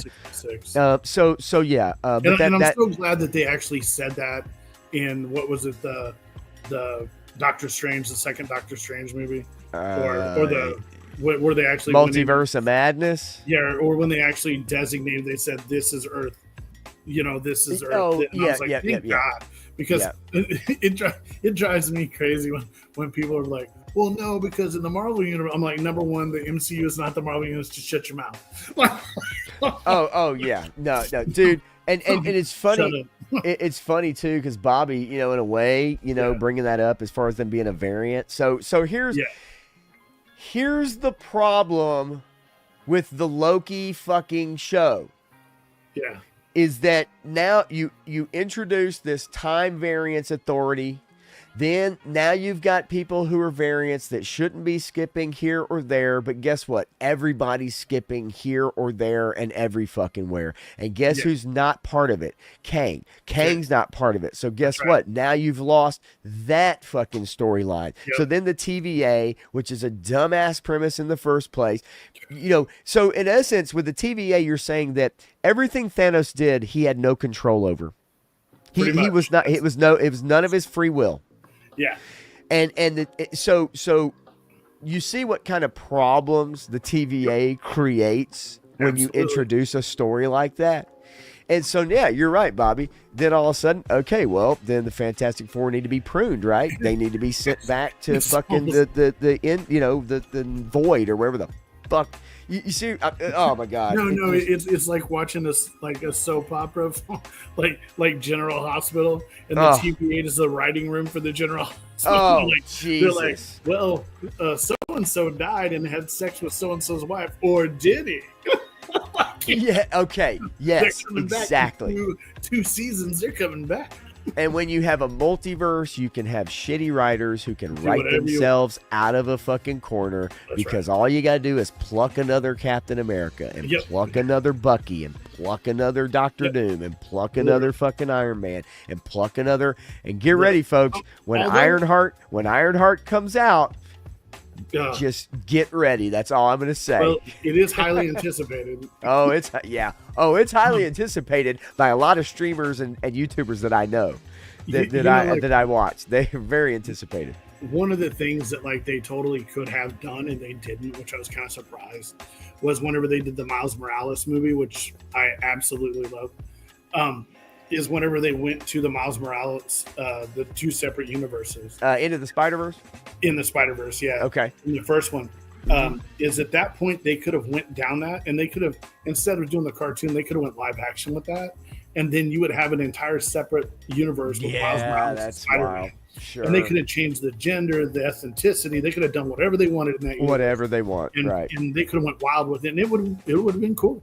I think we're going to, I'm just throwing it out there. Yeah. Spider-Man 4. I think we're gonna get a Miles. We're gonna get a Miles in there somewhere. I'm just guessing. Sony might as well. That way they're making money off live action and cartoon. Yeah, I'm just guessing. We'll see. Maybe not, but that's my hunch anyway. Somebody did a Spider-Gwen or a Ghost Spider story. Hell, man, we had a Spider Woman pregnant with a fucking wheelchair. I mean, come on, you can do whatever the hell you want to do. I mean, at this point, you can don't get me started. I can't wait for the next Madam Web movie. I'm really holding my breath for that. If Sydney Sweeney, Sydney's a bad bitch, is in it, I'm all in. Right? I'm all in. And I would say, just on here where G.I. Jetman said that Malkus sucked. I do think that the way they used him in the movie sucked, but as far as being casted appropriately, I think the actor and everything. I mean, he looked amazing. No, I'm with you. I'm with you there. But as far as like script and everything, the script is bad. Just not good. And it would be crazy to see Thor do like the God of Hammer storyline or some of these other just incredible storylines for Thor, and he can have his own movie thing and not even really be associated with the Avengers anymore, and just have his own deal going on. And right. Just murdering it. I mean, killing it hard. So really quickly, I had to bring this up. I know you guys have probably seen it. I do like some Sydney Sweeney. Her bath soap. Yep, we're gonna finish up here with Sydney Sweeney is selling soap that contains her actual bath water. Yes, you too can buy it. Do you remember when that little fairy chick, that little whatever she was like a TikTok star, or she was I can't remember her name. Somebody in here will probably remember. But she wears like she paints her eyes up and she wears little elf ears and she looked like a little fairy chick or something, and she was selling her bath water. She went all OnlyFans. No idea what you're talking hardcore. Dude, I'm really interested right now though, because I'm like, how did I miss this? I'm telling you, man, like that chick, I remember a few years ago, she got absolutely destroyed for selling her bath water. Destroyed. And it's funny, Belle Delphine, that's it, Dreadnought K6, thank you, Belle Delphine. Belle Delphine got absolutely destroyed for selling her bath water, okay? I've never seen her before. Yeah, so I'm gonna show her right here. I know you've seen this chick. No. I know you've seen this chick. Tell me you've seen this girl in any image of the internet. You've had to have seen this chick. Nah, man, for real. Are you serious? Yeah, I've never seen her. Wow. I'm shocked. So anyway, she got just absolutely raked over the coals for selling her bath water. Wow. And yeah, but she ain't no Sydney Sweeney's. I ain't gonna argue with that. And but it's funny because Sydney Sweeney is now selling soap containing her bath water, and it's by the Squatch. It's Dr. Squatch, man. I think it's fucking hilarious. I don't give a shit, Do what you do. I can't hate the hustle. Do I think it's not a fair deck of cards that guys and girls are playing with? Yes. It's not, but it's been that way since Cleopatra. It's been that way since We Adam should and have a Eve. whole show on Dr. Squatch because I miss so much about that company. It's mind-blowing. Dude, the commercials alone were fantastic. Oh, yeah. And Johnny Reno says, I don't even know who Sydney Sweeney is. Well, man, you need to. Do you remember when Sydney Sweeney hosted Saturday Night Live and they had the subtitles underneath? 100%. See if you can find that to show everyone slowly. Oh, I am. I think I have the meme. Let's see. I'll see if I can find it real quick. Find the meme. It's the best. It's the so best. funny. Yeah, I was like, there's Let's like see. a whole video of it, and it says whoever the guy that does the subtitles deserves a huge raise. I don't know if I have the subtitles, but it's the jumping up and down part that really I only care about. I don't care about anything else. It's the funniest little video though. Let's see. Come on, baby. Since we're just fucking around here, I'll see if I can find it real quick. Oh, come get out of town. What is happening? Yes, continue. Stupid. All right, here, we'll bang out of that real quick. All right, I'll see if I can pull it up real quick. Anyway, so Sydney Sweeney selling her bathwater. I just thought it was funny, and I remember Belle Delphine like just getting absolutely crucified for it, and I'm like, so is it because we like Sydney Sweeney that that we're okay with it, or is it well, no, of course, that's the only reason. Let's not kid ourselves. Okay, so let's see here. Yeah. All right, here we go, folks. This is a wonderful. This is the end of Saturday Night Live. Just hilarious. Absolute wonderful presentation. And here we go. Thank you, everyone, for tonight. This has been such an amazing week. Thank you. I mean, I don't have. I don't have the subtitles. You had the subtitles, and it was the whole letterbox, wide shot. Everything she's saying is on the sides, but they made sure they didn't cover up her boobs at all, so you can see her clearly. Oh, that's great. It's absolutely hilarious. But I mean, tell me, you could watch this for days. Hello. I mean, and she's excited. She's happy. They're happy. And I'm happy when Sydney Sweeney's are happy. Right. You know what I mean? Like, that makes me happy. Right? 100%. Sweeney letterbox. I'll see if I can find it real quick, just for fun. Put in subtitles. Before we get out of here. Subtitles. All right.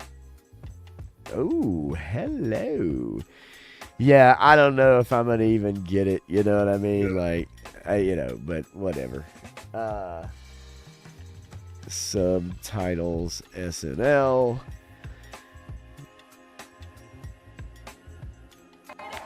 Yeah, nothing doing, man. Whatever. Oh, well, it is what it is. But she's a lovely gal, and she's selling her bathwater. Coming to an internet near you. But anyway, she has great chesticles. That's all I know. Chi-Chis. They call them that too. Sydney Sweeney is Samus. Menjoza, I'm all in. I'm with you 100%. Vagina candles. That is our girl, Gwyneth Paltrow. She's the one that has the vag candle. Bathwater. Oh, yeah. Queefs. I forgot about queefs. Queefs are funny. Crazy, the stuff that sells. And dude's just lining up with that credit card, too. Oh, you already know, bro. Come on with it, man. Come on with it. Fatherless girls, maybe. Look, I don't know Sydney Sweeney's family life. You know what I mean? She got a daddy now. Oh, she's got a million of them if she wants them. Telling you. But anyway, all right. So look, there. I got a few things I want to say for Tuesday. So Matthew, don't you worry, because we've got some stuff for Tuesday. Definitely, I didn't want to go through all of it, but we are going to go over Fantastic Four for sure because it is coming up extremely soon. Yeah. And I will be going to see it, and I will definitely give my out of the theater reaction, and then I'll give a review on it as well. And then shoot, Superman. I mean, dude, I'm worried, man. I'm not gonna lie to you. I'm worried. I think Superman is gonna be a real tough hill to climb for DC, and James Gunn has a lot riding on this, and I'm not so sure that it's gonna be successful, man. I think that, bottom line is that if he can't sell Superman, he can't sell the rest of it. I mean, they haven't produced a fucking trailer that makes any sense, that people even care about. And so you've mismarketed this movie. You have absolutely done a disservice to the character at this point. We'll see. I agree. But they are absolutely 100% tripping right now over themselves to try to figure out how to save this movie. It's been screened a couple times for friends and family and higher ups at Warner, and it has not reportedly done well. If Gunn can't pull it off, he's going to look like a joke, and he's going to look like a horse they don't want to bet on. And think about this. They allegedly have cut 25 fucking minutes from the movie, bro. Yep. 25 minutes from the movie. That's a lot of character development, man. There's so many other characters they've already shown and everything else. And I'm just like, I don't think it's going to carry at all. And I agree with what Matthew just put up. Yeah. I'm 100%. I agree. I don't think Gunn can carry a whole franchise like that and the DC universe. And I just don't see it. Because if you can't sell Superman, Batman, and Wonder Woman, you fucked it. You're done. Yeah, man. No, I'm with you. And those are your main three characters. Yep. Your main three. And if you can't nail those, then forget your other ancillary characters. Forget your Miracle Man, or forget your Wonder Man, or whatever the fuck you're talking about. You know what I mean? Forget any Hawkman. Forget any of your other movies. It doesn't matter. You have to nail those three characters. And if you don't nail this first one, you got an extreme uphill battle to climb. That's for sure. It really sucks, too, because I was really hoping to get to see a Swamp Thing movie in the next couple of years. Dude, I would love... look, I love the Swamp Thing movie from back in the day. Oh, yeah. With Adrian Barbeau and... Oh, my God. I love that movie back in the day. Man, used to watch it on cable TV, because we didn't have cable. And so anytime I get to catch a movie like that at my friend's house or the neighbor, it was like a treat, and Swamp Thing. Did you see the TV show they put out? I didn't. I did not. I heard it was pretty good, though. You need to watch that. Yeah, I heard it was pretty good. Yep. Well, look, man. I guess we'll bounce out of here. Yeah. Been on a couple half hours. I know it is a Sunday night, so for a lot of y'all having to go to work tomorrow, I apologize for my camera and my mic. Honestly, I don't. It's driving me mad. I'm gonna have to try to fix it before Tuesday. It may be an Elgato problem. It may be a Stream Deck problem, compatibility. And if that's the case, then I may have to. I don't know what I'm gonna do. Because that's literally the only hardware I know out there where you can bring up files and stuff at a moment's notice, and it makes streaming a lot easier. But I don't know. I have to investigate. Maybe there's something else. But yeah, frustrating. But anyway, look. As always, I really appreciate everybody and anybody hanging out. To hear me ramble, and obviously bringing in War Chest to hang out tonight for fun, kick around a little bit, shoot the shit is always a good time for me. And so with that, let's see. I would say War Chest, you got anything coming up, but you don't really make any videos or. I can give them the Boogie Nights ending if you want me to. Surprise! Hell yeah! But yeah, no. I'll be back on Tuesday night with Matthew, obviously at 10 p.m. Eastern, 9 Central. There you go, baby. I love it. I'll be in the But chats. appreciate everybody hanging out. You guys really are awesome. I really do appreciate it every freaking week, man. And we'll be back next Sunday. But I'll see y'all Tuesday night. And don't forget, there's still time to go to Joe Fest. Yeah. I'll be there. I gotta figure out 3-star what I'm draw. gonna I'll do. be there. So yeah, man. I don't know. We'll see. Hopefully, I will see you guys there who can make it. But anyway, all right. Dreadnought K6. I don't know. Maybe not. And there's nothing wrong with that Dreadnought. That's right. Don't you dare denigrate him for his Yeah. choices. Choices. Okay. We'll see. I'll see you guys in a couple days, and I'll see you guys next week, man. Y'all have a great one. And as always, So long, gay boys.